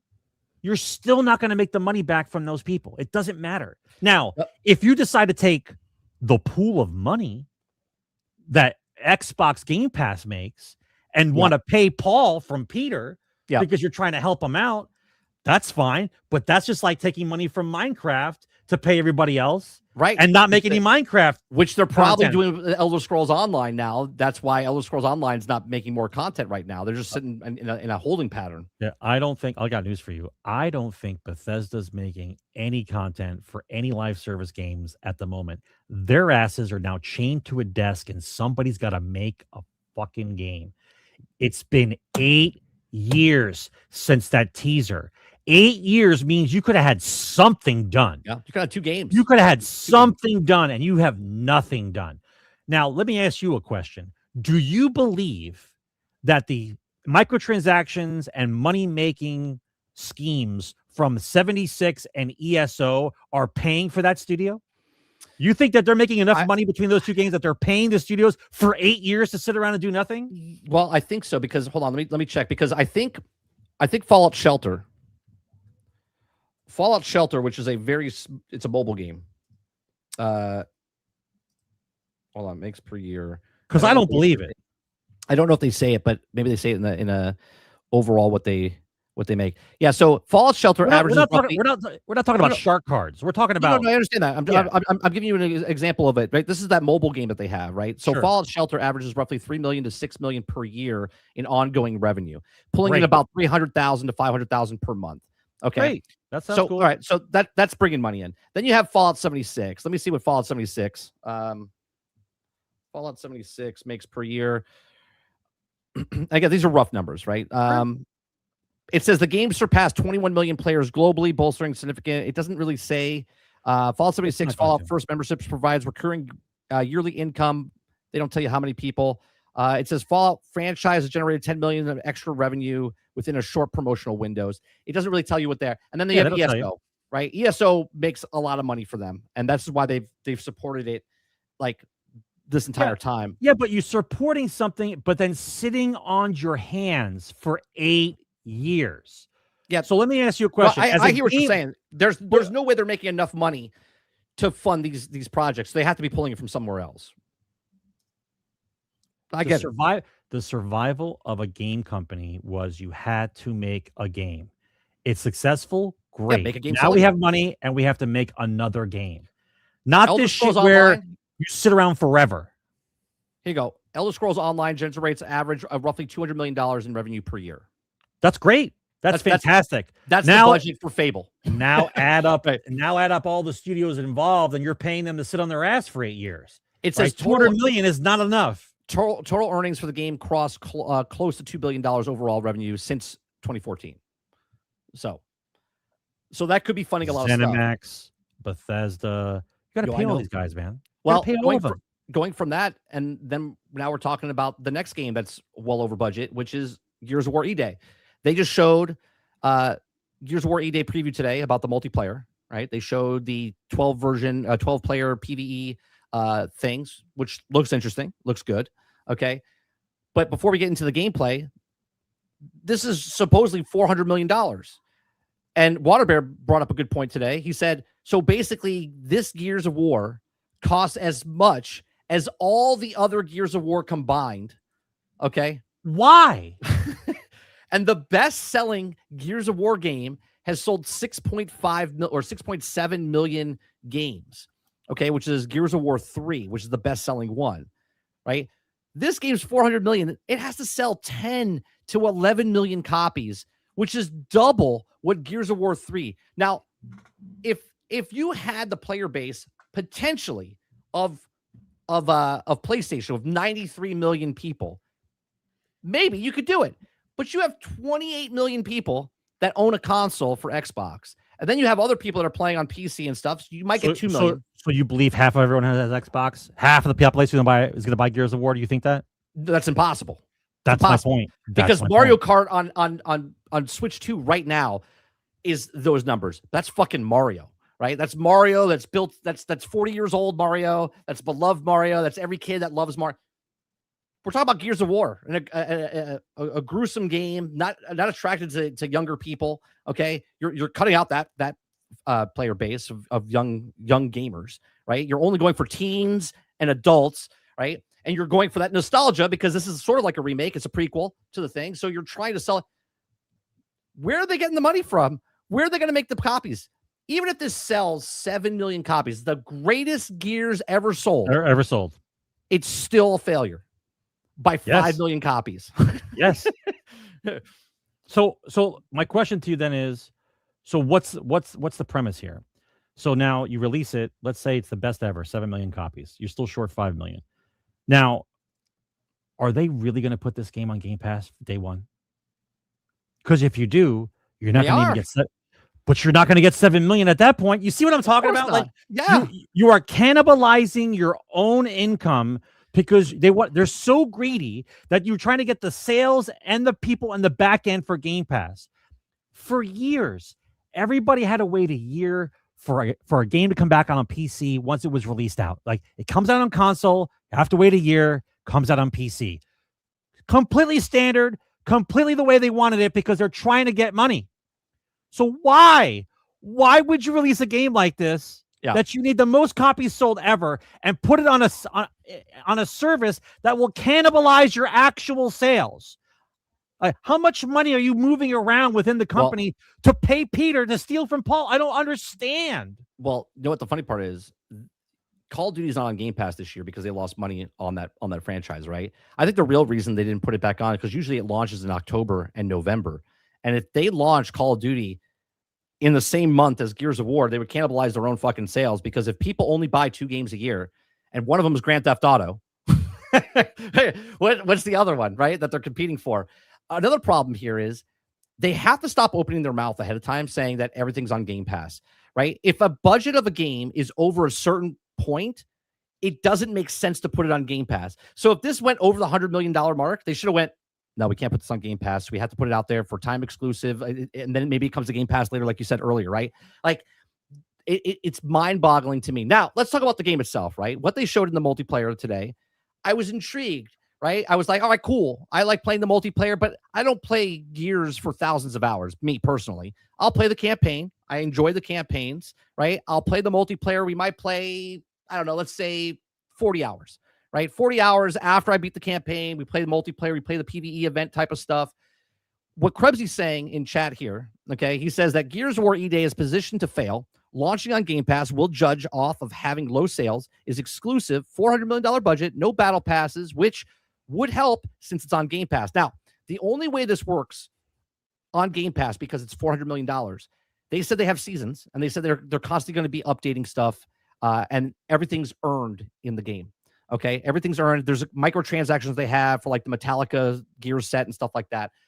But if they don't keep upgrading this game, and I'm not talking once every quarter, every month they have to have new map, new cosmetics, new something, right?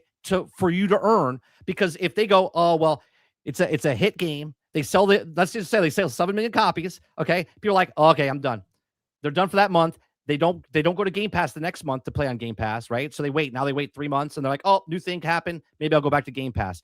They need the people that are just playing on Game Pass. They need them to stay in Game Pass every single month. Oh, new cosmetics, sort of like what Marvel Rivals is doing. They constantly are just, but it's a free to play game, right? You don't have to pay anything to play that game. You could just play Marvel Rivals. They're in such trouble here, but with their model that they're doing, earning stuff, right? If you're one of those people that are going to play this game for hundreds of hours, do not play it on Game Pass. Just buy the game outright and play the game, because if you're going to put thousands of hours in, don't pay nickel and diming you as you go and play for 3 months, 4 months. Well, let me ask you this. Do you believe after all this time, you have the same group of people who are waiting for a Gears game to come out? Because at this point, I don't 5 million, 6 million people. I don't think you do. I think the game is past its time. I think people have moved on to other games. Their time is being taken up inside Fortnites, Roadblocks, like day-to-day games that they're playing on a daily basis, and they don't come back out again to play a game like this. You don't have the same pull, right? It's not a new game. It's an old IP that they're trying to revitalize on a first-party basis in order to get people to come back to the system. Now, it's great. It's great that you want to keep your IP inside your own ecosystem. That's fantastic, right? I wish you would treat Halo the same way as you treat Gears, right? But point being is I don't think the pull is there. I think it's too little, too late. And I think that their obsessive behavior in order to keep people inside live service games, instead of letting artists make new games to push the industry forward, is the problem where we are. Because you're not going to get those people out of there, right? Right. The greed of wanting everybody into their live service game stops you from being able to release a game and they go out and buy it, play it for 8-10 hours, and go on to the next game. You're missing those people now, right? By their own decision. By their own decision. Jesse Mack, I misspoke when I said battle pass. I meant to say season, like a season pass that they have, but you don't have to pay for it. What I'm saying is a season pass, not a battle pass. Battle pass you pay for. A season pass, every season that goes through, they need to have something for you to grind for to come back. If you don't have anything to grind for, if they don't make it grinding enough and it doesn't last, if I could complete it in a month, then there's no reason to stay for the second month. I don't know how the game controls work or anything because I haven't seen shit yet. But what they showed, the gameplay delay basic a little bit, right? It looks the same. My question is it 4 teams of 3 or It's 3 teams of 4? 3 teams of It's 4. 3 teams of 4. Now, Yeah. that's the horde mode. Now, if you do the PvP match, is it 4 teams of 4 that are fighting, No, it's or is just it 2 still? teams. It's just 2 teams. It's just 2 teams. Yeah, the PvP and the rank stuff is 2 teams, right? Okay. If you but play it's still, the PvE, but it's still 4v4. yeah. If you play, well, no, Okay. I think when you play the PvP, correct me if I'm wrong. I think it's 6v6. It could be 8v8. All right. I think. I don't think it's just 4v4. Maybe I'm wrong. I haven't played a Gears in a really long time for multiplayer. But for the 12-player thing, I liked what I heard because they were talking about Missions. Each group has its own little missions that they can do. So like group A has their mission, group B has their mission, group C has their mission. And then while you're going to your next mission, you can like crisscross and you have to help each other. And there's like boss fights that happen in the middle and you all need to converge. If one team goes down, the other team comes in and can, seems like fun. Yeah. That seems like a fun thing to do. But Plus how you can, fun? the more you play, the more you unlock, the more cosmetics you unlock, the more they said all that stuff is earnable in the game, except they said, for the cosmetics with the top tier Metallica, and then the top tier stuff, you get points by playing ranked match. Now I was a little confused this morning when I heard the thing because I didn't know if rank was the only way you could get the points or playing anything gets you the points to unlock stuff. The way they sounded was that if you play ranked, you get points, and then you can get the higher gear stuff is what I understood, but I could be wrong. Okay, so someone's saying most likely it's 5v5. Okay. So if it's 2 teams of 5v5, okay, but they have different game modes for that. I'm interested in the 12-man mission, right? I think if they keep that fresh, change the maps, so you're not doing the same 3 maps over, and then like next month they bring in another map and so on and so forth, keep me coming back, that makes sense then. You know what I'm saying? Like, we'll play it. Why? Well, it's on Game Pass, right? So I'll play it on Game Pass, and if I like it, and it's a really fun game, maybe I buy it. Okay. Otherwise, I'm going to play it. And then I'll not play it for months and months and months, let the content build up. And then I'll play it down the road and go, oh, let's try it again. We haven't played in 6 months. See what's going on. And then jump back in and play it again, you know? Yep. So, I don't know. The game, Gears, I've always liked Gears. I played Gears 5. You never played Gears 5, right? You didn't play the last one. Okay, let me make sure I get that right. Was that the one where there's the open world segments where you're on the little sailboat, you can slide around the ice? You're playing the girl character. Yes, I did play it. Okay, I didn't finish it, but I played it. I thought it was good. I didn't think it was the greatest one of all, but it was good. It was an interesting story and stuff like that. I like the Gears series. I think we might, if you're up for it, we don't have to do it on Wednesdays. Like we can do it on the weekend and just like play through casually. You want to go through the series? Yeah, I think we can. Or do you want to play a specific one? I mean, we can start at the beginning and then just put them up there. You know what I mean? Okay. I think we could do that. So we don't have to do it on Wednesdays. We can do something else on Wednesdays and then just upload these, why it comes out and then kind of build up until we get to the newest one. Then we can play it. Yeah, I don't know. I think, look, I think this is going to be a popular Gears. I do. I think a lot of people are interested in it again. I think it is. I'm against you. I think it is going to be popular. I don't know if it's going to be the biggest popular, but it's definitely going to be more popular than the last one. Okay. Which people didn't have a big thing for, right? I think a lot of people are interested because it's the prequel leading into Gears, right? I think more people will come back for this one, but they're definitely not going to get 12 million people, right? They're definitely not going to get that much. And now that they took it off of PlayStation, I had this conversation this morning. Asha Sharma said, we're coming back to Xbox and we're making exclusives, right? And we're taking E-Day and we're taking Clockwork Revolution and we're putting it as exclusives. She didn't say timed exclusives. She just said we're bringing exclusives back. If she comes out down the road because sales are under and they don't make anything close to what they need to sell and they need PlayStation to get over that hump, right? They need to sell an additional 5 million over on PlayStation. And she says, oh, we're coming to PlayStation now? Done. She completely ruins her credibility and everything because she just told everybody that exclusives are coming back to Xbox. So you can't ever release E-Day to PlayStation. You can't ever release Clockwork Revolution to PlayStation because if you do, no one's going to trust anything that comes out of your mouth from the future. Well, the one saving grace I think we should look at is the fact that somebody who owns, let's say if you own multiple things, as someone who owns a PlayStation's got a PC too, right? You got a PC, you got a PlayStation.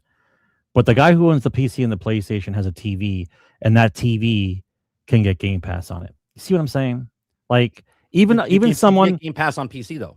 No, I understand that, but what I'm saying is a PlayStation player who doesn't have Xbox, has a television that can get Game Pass on it, doesn't have to buy an Xbox, can still play Gears on a television on Game Pass. Like, I think that's what they're relying on, because you cannot be relying on the number of people who own a console and think that you're going to sell 25% of people who own a console are going to buy Gears. I don't think that's a plausible scenario, but it is plausible for someone who has a television and has Game Pass and not an Xbox in order to give them money for Game Pass. Like, that's the only way I can see this working, because under normal conditions of purchasing to make the money, not going to happen. You're not going to sell that many copies. Right. Well, we are kind of already talked about this story, right? So Game Pass was supposed to save Xbox. Instead, it's killing the company. Now, but they do it themselves. Right. See, we said this in the very beginning. You can go back to GXG, right? We have 498 episodes. Back in like 2020, 2021, when Game Pass started coming out, and I was talking about it, saying that Game Pass is Xbox's future. This is what they're betting on. A lot of people are like, this is not. I said, they are. This is what they're going for, right? I also said that it's not sustainable because of what they're doing, because of back then, remember, they didn't have as many games coming to Game Pass as they do now. Old games. Just about 3 years ago. Give something to play with. Give some people to play with. That's all it's supposed to be. 3 years ago, they started putting way more games onto Game Pass, okay? Because they bought Activision Blizzard, and they're like, oh, we need to, try to... Game Pass would work if you didn't put your multi-$100 million games that you're paying for up front of your own accord and then put them on Game Pass. You're killing yourselves because of that.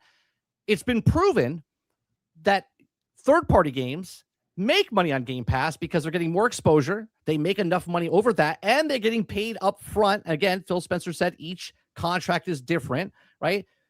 But you can see it over and over and over again. People are like, yeah, because of Game Pass, we made it. But there's other stories of people like, we didn't make it but they undercut themselves because they didn't take money up front, or they didn't get enough sales to cover the part that they got paid up front, right?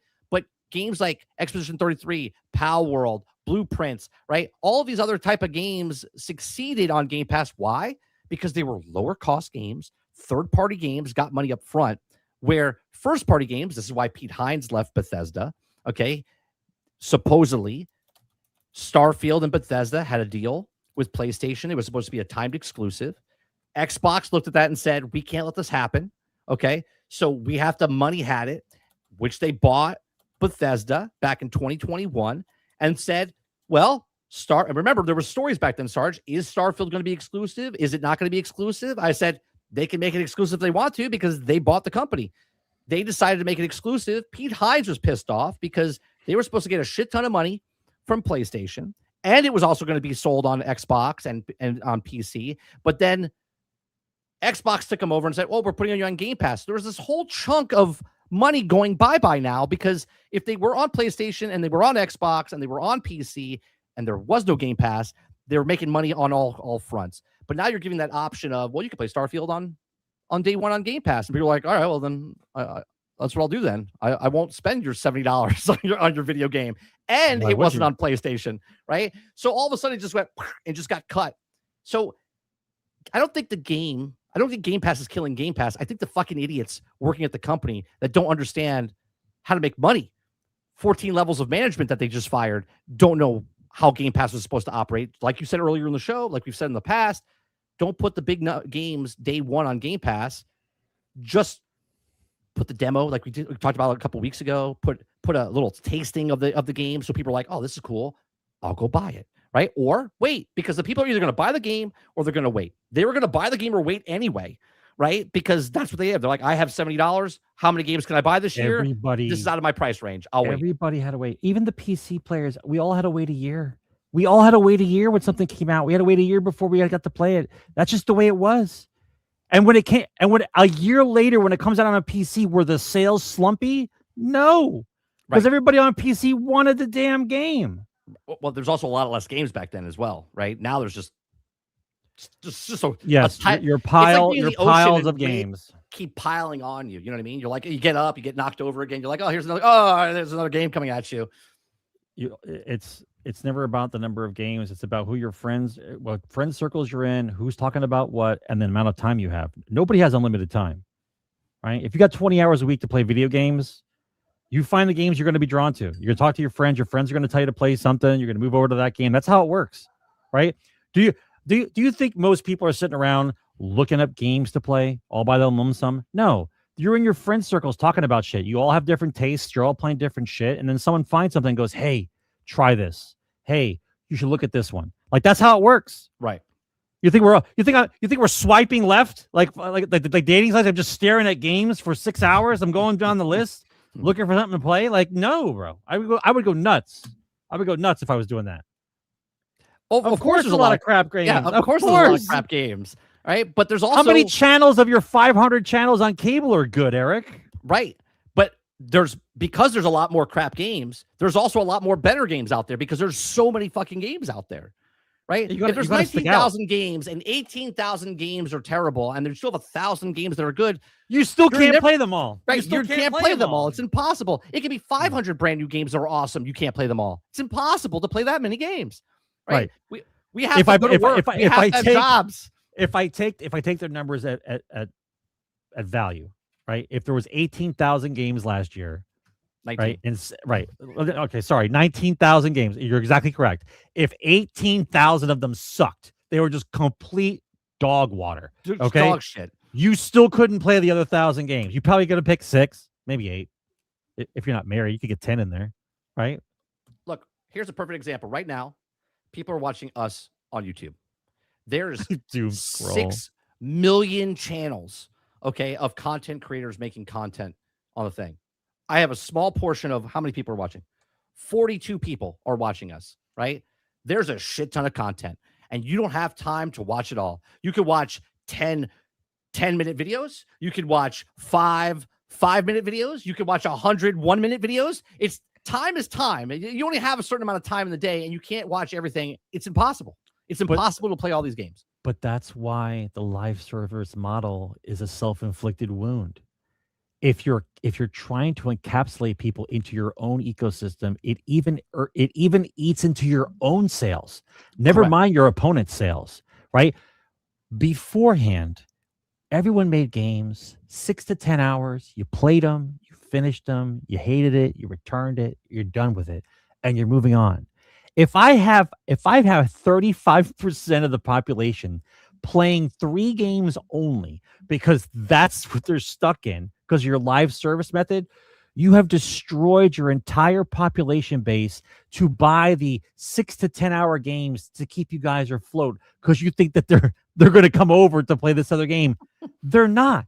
Right. They're not. So you destroyed your own industry by inventing the live service game because your greed was so insurmountable that you couldn't control it, that you wanted to have, I got to have them forever. Like, I can have 30 million people over 3 years play my game and then they go play something else. I would make a fortune and we'd be fine, right? It would be totally fine.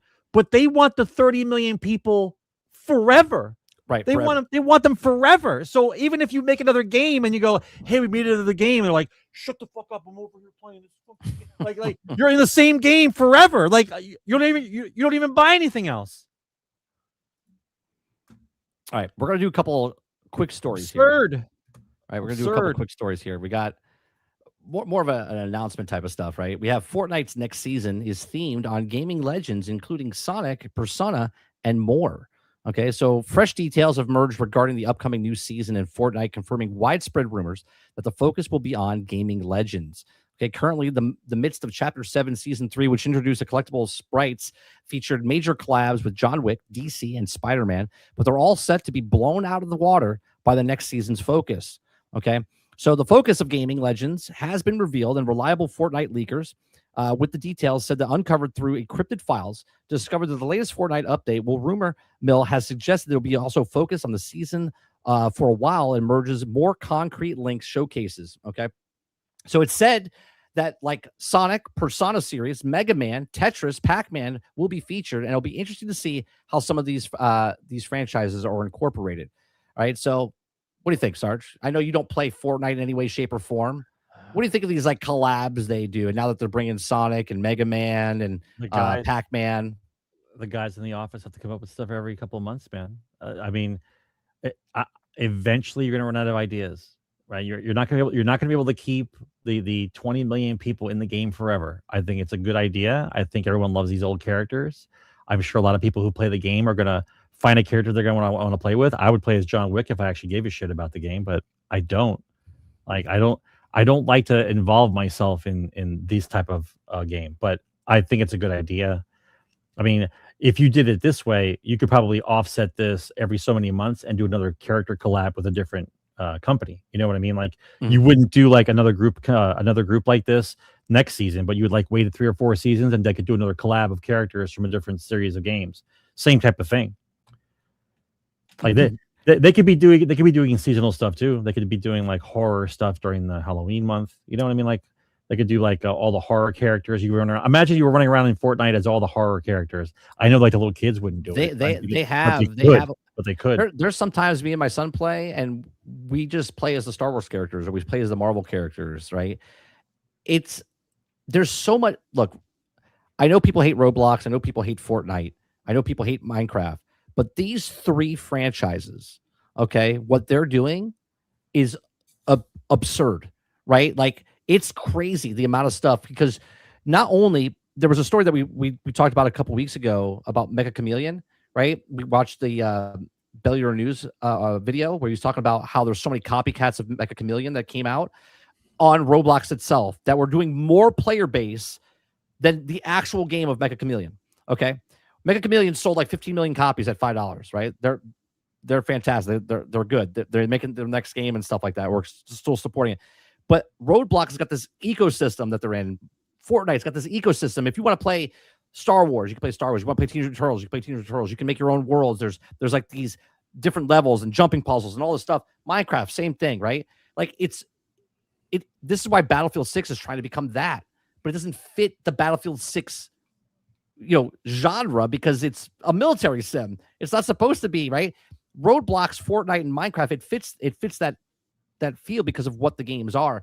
So they can literally do anything. And Disney, remember, they signed that contract with them where supposedly later this year, we're going to hear about the Disney Fortnite, whatever they're doing, where I don't know if it's going to go to Disney theme park or whatever they're doing. You can see glimpses of what they're doing with the Simpsons. You can see glimpses of what they're doing with Marvel and Star Wars. So we'll see what happens later in this year with Fortnite. I think this is going to be cool, right? I don't know how the powers are going to work. Like, is Sonic going to run super fast around the board and he's got a SMG and stuff like that? Like, I don't know, but we'll see. I'll be honest. I have no interest in Fortnite as it goes. And then all of a sudden they put in like one thematic thing. If it's like Star Wars, I'm like, oh, I'll go check out Star Wars. They put in the Simpsons last year. But that's why they keep bouncing stuff around, because you're gonna pull somebody in from something. Yeah, the Simpsons map was fantastic, and now they brought it back for reload. It just started today. I might go back and play it again because it was just so good. What is it like? It's like the real thing of Springfield. It's the island, but you have like the buildings. It's like you're in the cartoon. You're running around with the cartoon. And is everything on the island Simpsons? Everything on the island last year was the Simpsons. I don't know what it is now, but yeah, it was the whole island was Simpson themed, and they had Easter eggs left and right. You can go to Moe's Tavern and pick up the phone, and you had the jokes and stuff like that. You could go, like, if you watch the show Simpsons, there was Easter eggs all over the place. It was like, I was like, oh, this is so cool, right? Something different. That's the idea. That's the idea. Another quick story we got here is Pokemon Company made $15.7 billion in retail sales in 2025. Just 2025, Sarge. Pokemon Company made $15.7 billion in retail. Do you know why they don't make a good Pokemon game? I don't know why. Because they can do the minimal viable product. They don't need to. and they make all the money. I know this is retail as far as like the cards and stuff like that, but god damn, $15.7 billion for Pokemon cards. No wonder Pal World's getting into it. It's insane, dude. It's insane. Then we got $15.7 billion in a year on cards. Cards, retail, yeah. Yeah, cards. So we got 2 quick stories where we have this one, which is Madden. Okay, Madden 27 will test the waters again with the microtransactions. Okay. A few weeks ago, we did the story with the college sports, okay, college football, and they backtracked what they were doing, the microtransactions in there. Okay. But now, when asked whether to increase the microtransactions in the games, they had anything to do with the pending sale of Saudi Arabia PIF, one source said they couldn't be sure, but they increased the revenue was heavily discussed internally. Okay. It says the same source said that they believe that the mistake came with college football was a lack of upfront communication. This is what EA got from this, right? So they said that the company is aiming to be clearer with the communication on the plans in order to avoid surprises like that to happen with College Football 27. So regarding they accepted the social media response of the fans and creator sources of EA prepared for what likely to come. Well, they hope that a better communication. So EA is like, we're going to just communicate better. We're going to tell you now that we have microtransactions in the games and suck it up, right? That's what they got because they weren't clear with the first game. So they're telling you now that there's going to be microtransactions in the Madden game. And where do you think that money goes, Sarge? Where do you think all that extra money goes? Well, let's put it this way. So the guys who work for EA, who have been slowly building up the microtransactions between the Madden series, the FIFA series, and the rest of the series that they make, now that it's going to go private, the guys who run EA are going to collect the biggest payday check they've ever seen in their life. The company's going to go private, and they're going to walk away. Now, whoever's left to run the company then has to run it the same way in order for the person who's in charge now to make back that 55. Is it 55 or 58? What is it? 55 or 50? $55 billion, right? Yeah. So a private, we're thinking it's a sheik or somebody in Saudi Arabia. It's got to be one of the princes or something. Well, there's three companies that own them now. Yeah. Yeah. So $55 billion for EA, right? Those guys are going to walk, right? It's the dream job. You've milked us dry. You've raised the price of everything. And now that somebody saw how much money can be made from selling video games, they're going to buy it from you for $55 billion. I'm pretty sure that will be the end of EA. Because EA's done. Yeah, EA's done. Yeah. Well, what will happen is somebody will be taking over the reins and to be trying to do the same things over and over again. I'm hoping eventually they just learn, because after it goes private, you're not going to hear any more about sales because there's not anything to talk about anymore because it's not publicly traded. Once it stops being publicly traded, no release of information needs to be had at all. You're going to just hear about games being released. That's it. And if it does good, they'll tell you it did good. And if it does bad, they'll just stay quiet. And that's all you'll hear. Yeah. So Battlefield 6 record-breaking success earns the EA CEO $38 million payday, but laid off the devs aren't around to celebrate. Yeah, weird. Right? All hands on deck. Five studios. Why wouldn't you just wait? Why wouldn't you just wait a year before you give them the bonus? Why would you fire a bunch of people and then the money you're all saved and all of a sudden they get a bonus? Like that's just fucking cold, bro. Just cold-blooded. So CEO got an $8 million raise thanks to how Battlefield 6 performed 4 months after the devs responsible for the making of the game got laid off. Sure. Battlefield 6 was the highest selling game of 2025, beating Call of Duty, Black Ops 7, NBA 2K26. It sold over 7 million copies in just 3 days and was the best selling across Xbox and PC at the time.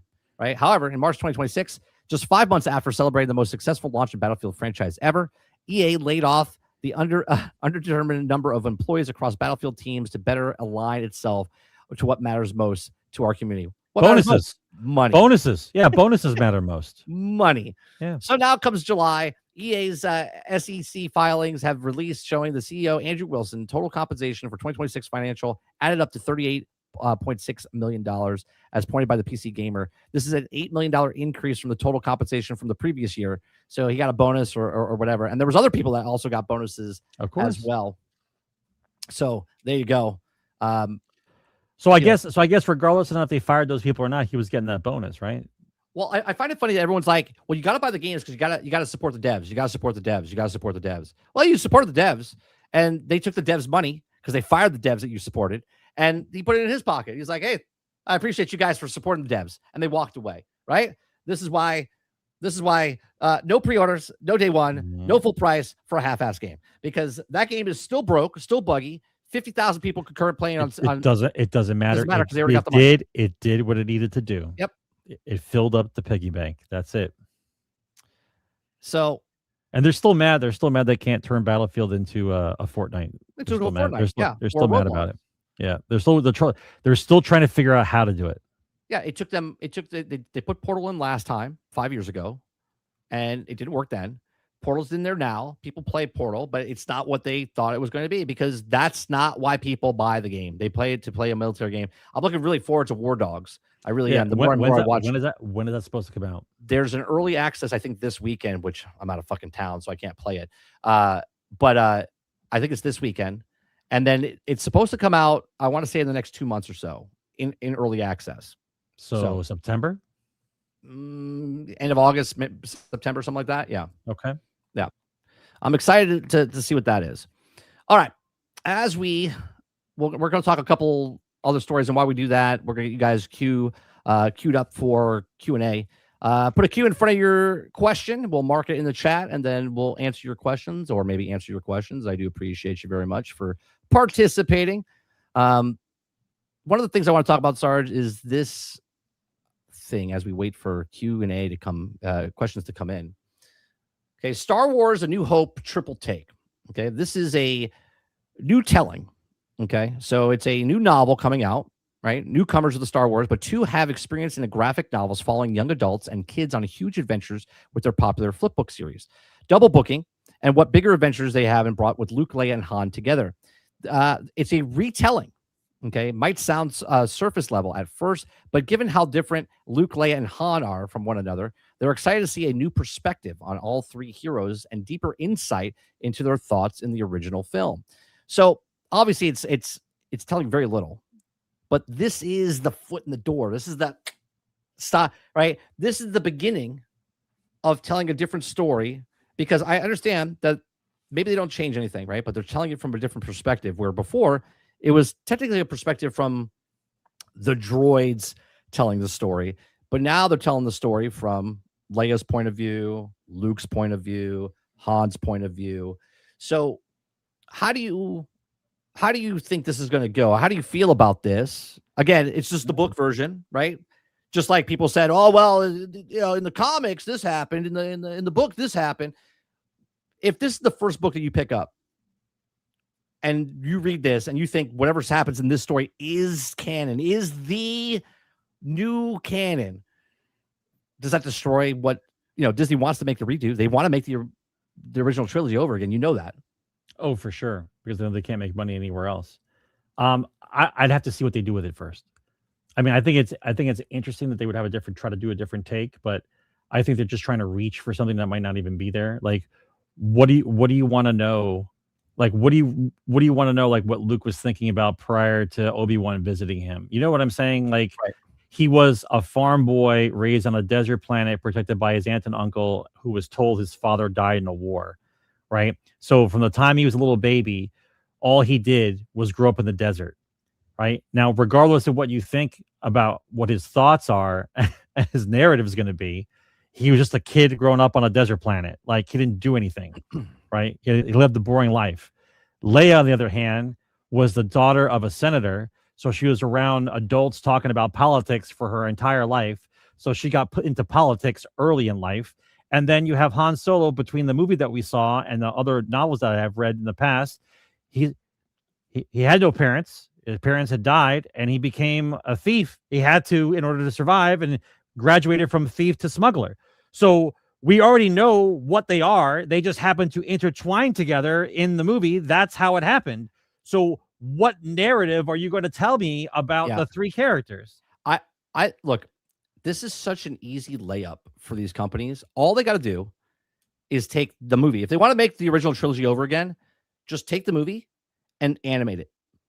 Don't change anything, right? Literally just take it shot for shot, word for word, the whole entire film, throw it into co-op or co-pilot, okay, or whatever program you want, convert it into this style of art that you see in the novel, okay, and then start pushing that out to kids that want to watch Star Wars. Because if kids like manga, then make it look like manga, right? Sure. Make it look like that, but just tell the exact story, right? Shot for shot, just turn it into the thing, and people are like, oh, cool, right? Because then people be like, oh, when I was younger, I watched the animated version of Star Wars, right? And they won't know anything about the original trilogy. They'd be like, oh, I never watched the first one, right? The original, but I watched the cartoon version. It was awesome, right? Like, it's such an easy thing to do, and yet they're like, nope, we can make it better. We can do it better. We could change a little thing, because if they just change one little thing, for instance, when the Acolyte came out, right? Keon Mundi, right? They changed his birth date. They changed him where he was alive during a time he wasn't supposed to be alive. They brought in Yoda and certain things. It's like, they're like, in their heads, they're like, oh, it's just a small change. But it's like measuring something. If you're off like this, it's like you're off by like this at the end because of the changes that you've created. It's like, why? Why did you could have introduced anybody into that scenario. You could have made up a new character for that purpose. Too difficult, too hard. But they don't want to do that. They want to change things. So I'm a little worried about this, right? Because even if they're telling the same story, but they say something else about Leia, or or they change, make something up. Yeah, make something up, or change something with Luke, or change something with Han, and you're just like, that's not how it went. That's not what it is. It changes the trajectory of the stuff. It's like a butterfly effect. You know what I mean?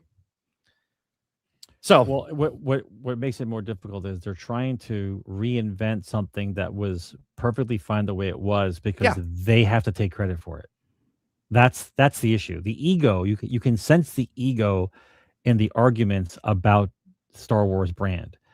They are unwilling to acknowledge that the original trilogy is what it is, and it was magical because of what it was, and they can't copy it, and so they have to redo the old one to make money on it, because they don't have the talent to come out with what they need to do. They can tell all the stories from Return of the Jedi. I know, bro. I know. know. The First Order. They could change. There's 30 fucking years that they can tell stories in. I already told you. If they wanted to stay in the same canal thing. If you want to fix Star Wars, all you have to do is the Timothy Zahn trilogy, and Star Wars will be back. They are doing, but they're going to fuck it up. But they won't do it they won't do it the way the books are. They're going to do it their way. Right. Did you see Star Wars Theory's new Vader film? It came out 2 days ago. No, I did not. Just send me the link. Go watch that.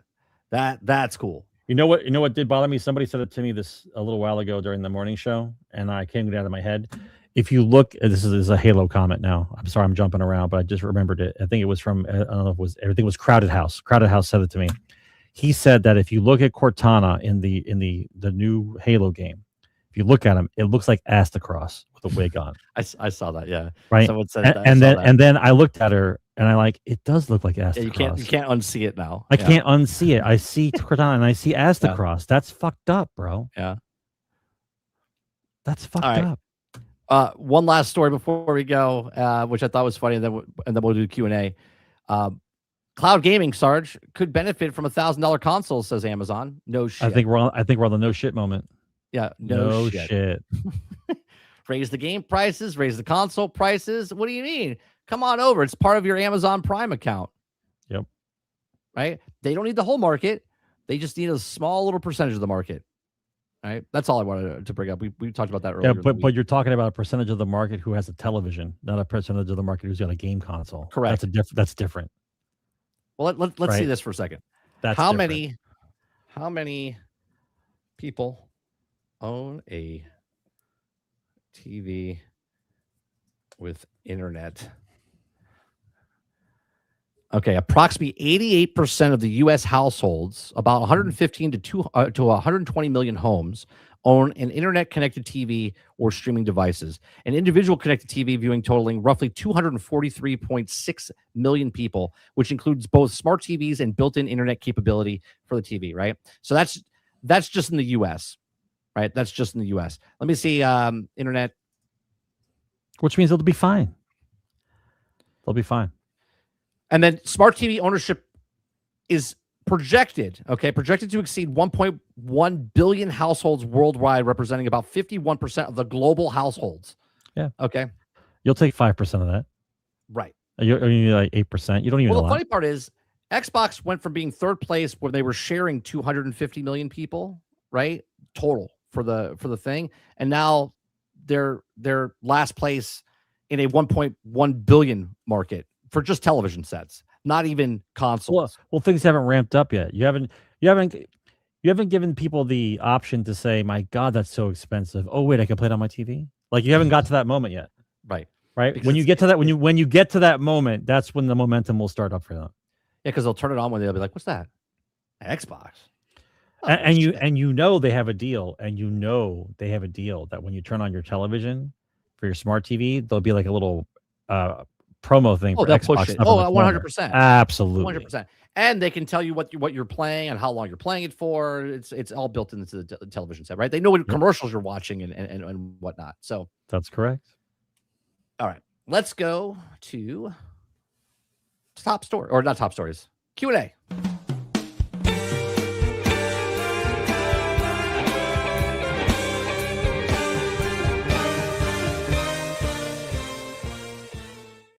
All right, let's see. We got first question. Altern says, will you be playing on stream the Master Chief Collection just for fun?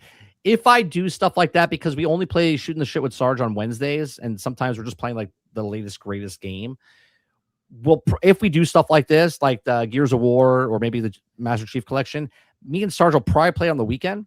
I probably won't stream it, but we'll record it and then I'll throw it up on 30 and Still Gaming is probably what we'll do if we do stuff like that.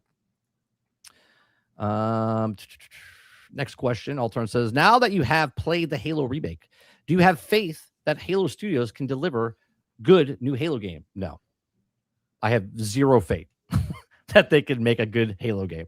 They can't even make a good replica of a Halo of a good Halo game. There's no way in hell they can make a good Halo game on their own that has nothing to do with the remake. What do you think, Sarge? Don't even need words for this one. Sorry. I don't know how many chances you need. Eric Jones says, Gears E-Day, over or under 3 million sales? Over. I'll say 3 million will just be PC. I believe that. I believe it'll sell 4 to 5 million copies. It'll be more on PC than on console. But I think they get 6 to 7 million. Is it going to be crossplay? Is it going to be crossplay? Can you play PC and Xbox together? I would hope so. If it's not, yeah, I hope so. I don't know that answer. I don't know that answer. What do you think? You think it's over? It's over. I mean, it's over and it still fails. Let's put it that way. Right. Right. It's not over enough. It's like 4 million sales plus, and they're still failing. That's how it'll be. Let me see. We still got a couple questions coming in. All right, next question. We got Altern says, from something you said in the morning, since there are so many content creators, would you say near or more than 1 million sales on games are content creators alone? I would say it's pretty close to that. I would say it's probably just under 1 million people that are content creators, because someone popped up on my channel today that has 84 subscribers. 84 subscribers. They bought the $300 Halo edition because in their head they're like, well, this is the greatest game, right? Of Halo. It's the newest game, right? I've never owned it before. They're like, if I spend the money and I stream, my stream will become bigger, right? People will come and watch me play the game. But unfortunately, if the game is not good, no one's coming, right? So that person that obviously is not monetized yet, not anything, they spent $300 on that game. So I would say, I would say it's close. I would say it's between 750,000 to 1 million people on YouTube that will buy something because they think they can grow their channel instantaneously because they don't know how YouTube works, right? Great chance, like win the lottery, okay? And they go out and buy the game, the latest, greatest game, because they think they're going to beat the algorithm in some way, shape, or form. I think it's just about under 1 million people that would do that. Yeah, I probably would. I'm talking about the big games, like the big games. I would agree with that. Altern says, would you be trying out the new PvE mode in Marvel Rivals? I did. I talked about it in the beginning of the show. I played 4 different characters of the 6 characters. I played Iron Man, Hawkeye, Hulk, and Captain America. I still have to try Thor, and I still have to try Black Widow. But yeah, I'll go back and play it. Sarge is not. He doesn't need to answer this because he's not. I'm not playing Rivals. Krebsy says, how long till we see layoffs at not 343 since Halo Studios just shipped campaign involved, all the rumored problems at the studio and rumors this was only a project? 6 weeks. I'm going to say under that. 6 weeks. I'm going to say by September. Well, I guess that's about right. That's I'll 6 weeks. yeah, I'll say that That's about 6 right. weeks. Yeah, I'll say between 5 and 6 weeks. Yeah, because it'll 4 to 6 be weeks. because September will be the end of the quarter for the third quarter. Yeah, That's why. I think we hear layoffs of that studio. I mean, if they're going to get bonuses before the end of the third quarter, they got to get rid of some people. That's how that works. You know. I agree. I concur. Krebsy says, "Is the Star Wars triple take Star Wars 50th thing? If it isn't, what is the 50th thing? That is the 50th thing. That's the 50th thing. To celebrate the 50th anniversary, they're making this new novel of doing the triple take of Star Wars, which is telling the story between Han, Leia, and Luke. And there's other books as well coming out as well. But that one is a retelling, reimagine of the original trilogy. I can already smell the controversy coming from it. I can already smell the controversy coming from it, and the book hasn't even out yet. I don't know when it does come out. You'll know, trust me, because every media thing on the planet will be making you want to click articles because they're going to be talking shit about it the entire time. Yeah. Krebsy says, "What do you think should be done with Starship 40 that surprisingly survived re-entry?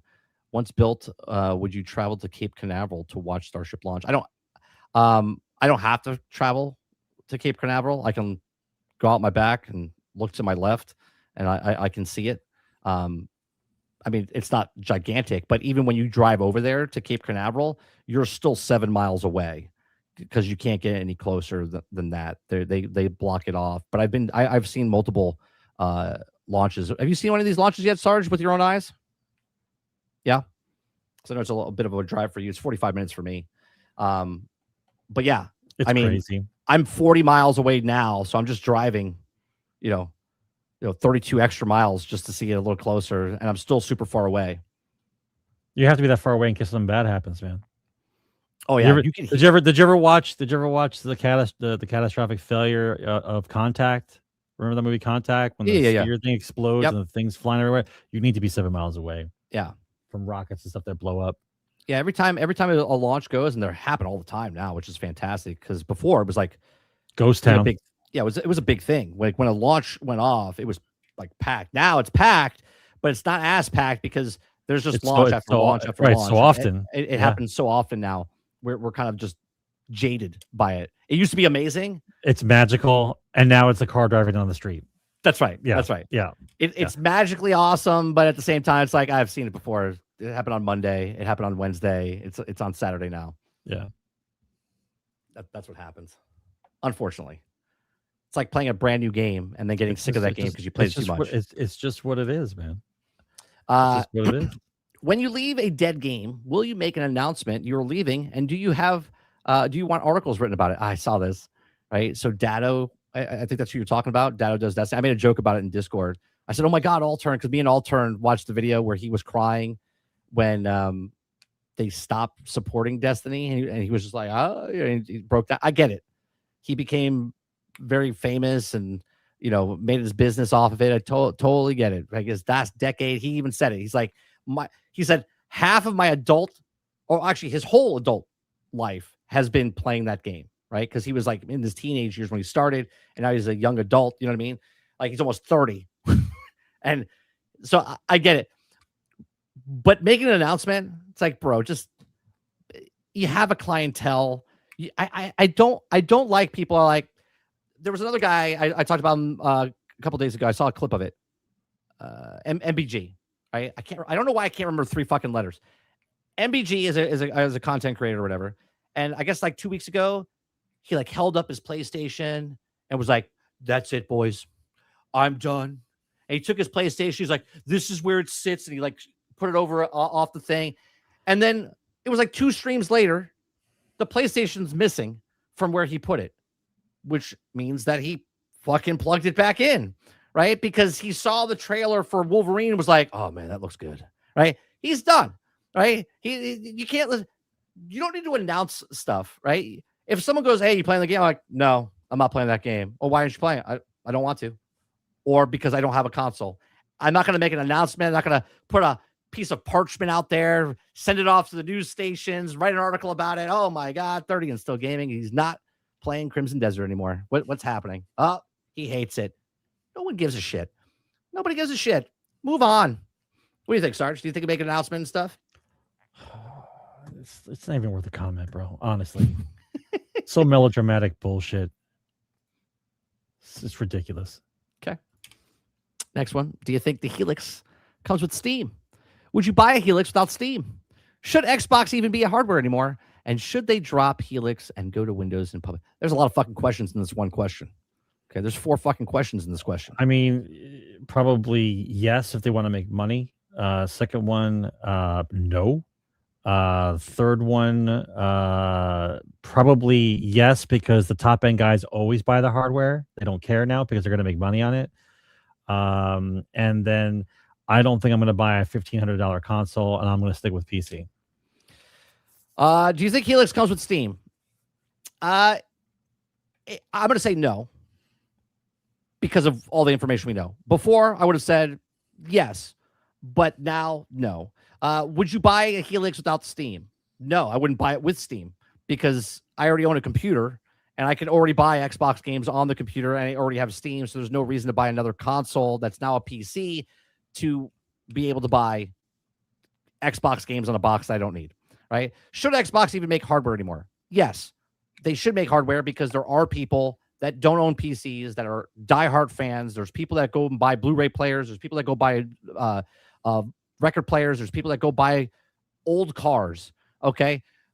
There's a clientele out there that likes certain things and they're always going to buy them. And I believe that companies, just like Dan Houser said, they should apply. They're obligated to make things for those people because they were customers. They made that company what it was, and they should still support things that those people still like, in my opinion, right?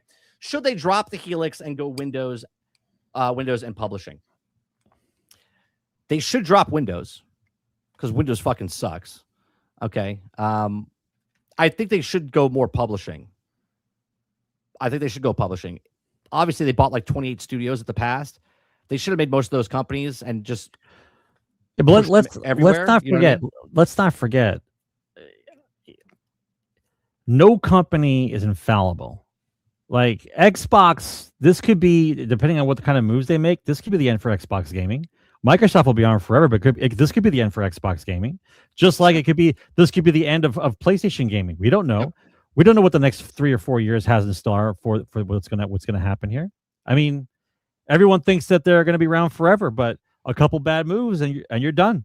So look, Sega doesn't make consoles anymore. Sega's still around. They just make publishing. They're still here. They still make games. We'll see what happens. Here's the thing. If everything goes digital, do you need a console? You don't need a console. And the funny part is PlayStation needs a console. PlayStation needs a console. That's why they took their shit off of PC. Okay, they need their own console. If there's no console, then Sony's done before Xbox, because if there's no Xbox console anymore, they're okay because they've been on PC. They are Obi-Wan Kenobi. They've been sliced down, and they're more powerful than ever before because now they don't lose money off of each system. They just exist in the ether of the internet, and they're just everywhere. Okay, where Sony, they need the box. People need the box. If they lose that box because they're all digital as well, and now you don't need their box, and that's why they want the closed system, because you need their box.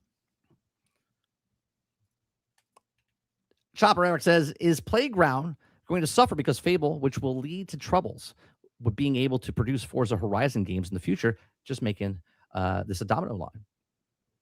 Potentially, yeah. If Fable comes out and bombs, they're going to lose people. And if they lose people, that means they're going to be understaffed for their next Forza game, which then affects the next Forza game, which then goes down to like a skeleton crew that's making DLC for Forza Horizon 6 that just came out. And they sit back and relax. Sit back and relax. Microsoft sits back and relax because they make minimal viable product. They make seasons and things and whatnot. And then down the road, they'll just hire H-1B1 visas for people to come in as contract workers and to make the next thing. And there's no identity and there's no thing. And they're just a shell of a corporation and whatnot. Just making a product. You're not making the actual game. You're just making a product. What do you think, Sarge? Oh, no, I agree. Okay. It doesn't matter how much Fable sells. They're going to let people go. That's just how it's going to be. which is more mental than I can ever even fathom. I mean, look at Battlefield. We just read the article. Battlefield 6 was the most successful game it's ever had in the existence of Battlefield. Still fired. Still fired people. Still fired. What's the point? It's crazy. What's It's the point? crazy. Great job, guys. Best game ever. You're fired. Chopper Eric says, haven't we had enough of remakes, reimagines, retellings, and the same stories over and over now? Can we not move these cinematic universes along with the new stories and heroes and villains? Here's the thing. They're not creative enough. We go through this every week. They're not creative enough. They don't have the chops to create the art, the story, the writing. They don't have it. They got rid of those people. They don't have people to replace them, and the ones who are there are not good enough. Period. Here's the problem I see in the future, right? And maybe a lot of people can't see it this way, but if there's an original copy, right? Like, think about this back in the day. You had the original copy, and then you made a copy of that copy, and this copy is now a more degraded copy of the original, okay? And then someone takes this copy and makes a copy off of this copy, and it makes a shittier version of that version, right? And it gets weaker and weaker as it goes. Stuff like this, where the original Halo came out, and now they remade the Halo game, which is less than the last Halo game, and then they've now remade this Halo game, and this is less than the last Halo game. In the future, from 20 years from now, if they're all making remakes and remasters of the stuff that came 25 years before, and now we go 25 years in the future, the fuck are they making remakes of? Remakes of remakes? Right? Because they're not making remakes of new stuff because no one's taking fucking risks anymore. They're just remaking and retelling and reimagining the same shit that you saw 25 years before. So what are they making? They're just making copies of fucking shitty copies. Imagine being part of an industry that was creative at first, and then your success meant you got to make another game, and then you got taken over by the shareholders, and so now you have to make reoccurring revenue every month, regardless of what you make. And so now you're stripped of your creative freedom, so you can't make anything creative anymore because creativity is risky, and risky doesn't want to be in business. Right. So how do you have an industry of gaming if I'm not allowed to make anything and I have to follow the same shit over and over again? You guys need to wake up. That's why you need to walk away. Just walk away. If they don't take risks, play something else. If you don't take risks, how do you have games like Mass Effect? How do you have games of Minecraft? How do you have games of Elden Ring, right? If everyone's just making remakes and remasters of something that came before, no one would ever make something new and great. And then we would just all be playing the same shit over and over again. But like, we're playing Pac-Man again, but now Pac-Man's on Unreal. Woo! We're doing it now. We're doing that right now. It's retarded. It's Western devs, though. Eastern devs don't give a shit. They'll make what they want. But it's the Western devs that they're completely taken over by corpos. That's just how it is now. So you have to bankrupt them. In order for you to get the creativity back and guys and studios to make games that you want, you have to get rid of the corpos. And the only way you get rid of the corpos is make it too expensive for them to stay. If they're not making their billions, they walk. They have to go someplace else to make money, right? The blood in the water for all the good games that we had, the blood in the water is what brought them in to begin with, right? They didn't give a shit about video games. It's fucking bullshit, right? Yep, until they saw the number of zeros that they were making in video games, then all of a sudden they had to be involved. Look, you can make there are certain innovations of games, right? Like Grand Theft Auto was top down, right? And then they went 3D. That is an innovation of Grand Theft Auto, and it changed. And then they innovated on top of that. God of War was a side scroller, right? And then it was like into the system. And then they made 2018 God of War, which they turned it into that awesome game. They innovated it, right? That's okay to do stuff like that. But if you're just taking the same thing and then changing stuff and adding characters and doing this, and it's not the same thing anymore. It's like that. What's that analogy where that boat, where if you take an old boat and you start replacing the old wood with the new wood, is it the old boat still? What is there's a Oh, I know what you're talking about, but I don't remember the actual. I forget what it is, but you know what I'm saying? Like you're replacing all of the old wood with new wood. That's not the old ship anymore. It's a new ship. You built the ship. It's just, well, that's the old ship, but we made it new, but it's old again. It's like, no, that's a brand new ship. You just replaced all the wood. It's not even an old piece of wood on there. That's old. It's just dumb. It's dumb. Krebs says you don't want to break 5 generations of good, easily digestible naming with the PlayStation 6 being PlayStation PC. If you play the PC launch becomes a thing, PlayStation will still keep making consoles. They have to. They have to make consoles. They have to make consoles. Xbox does not have to make consoles. They don't.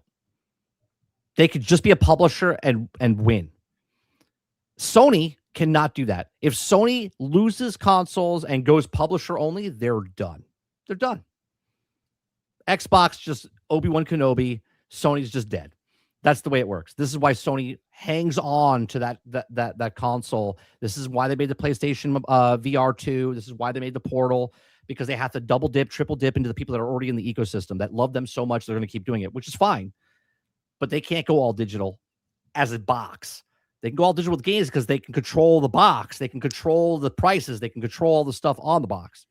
Or they have to start making TV deals like Microsoft is. Which they wouldn't be able to because Xbox has got them all except Sony, which has their own television. But it's exclusive. I don't know. Yeah, probably. But then we have I don't know if it's exclusive. TV wars. Right. We have the app wars. That's what it is. It goes down to a widget. It goes down to a widget wars. Yeah, every TV's got PlayStation and Xbox on it now.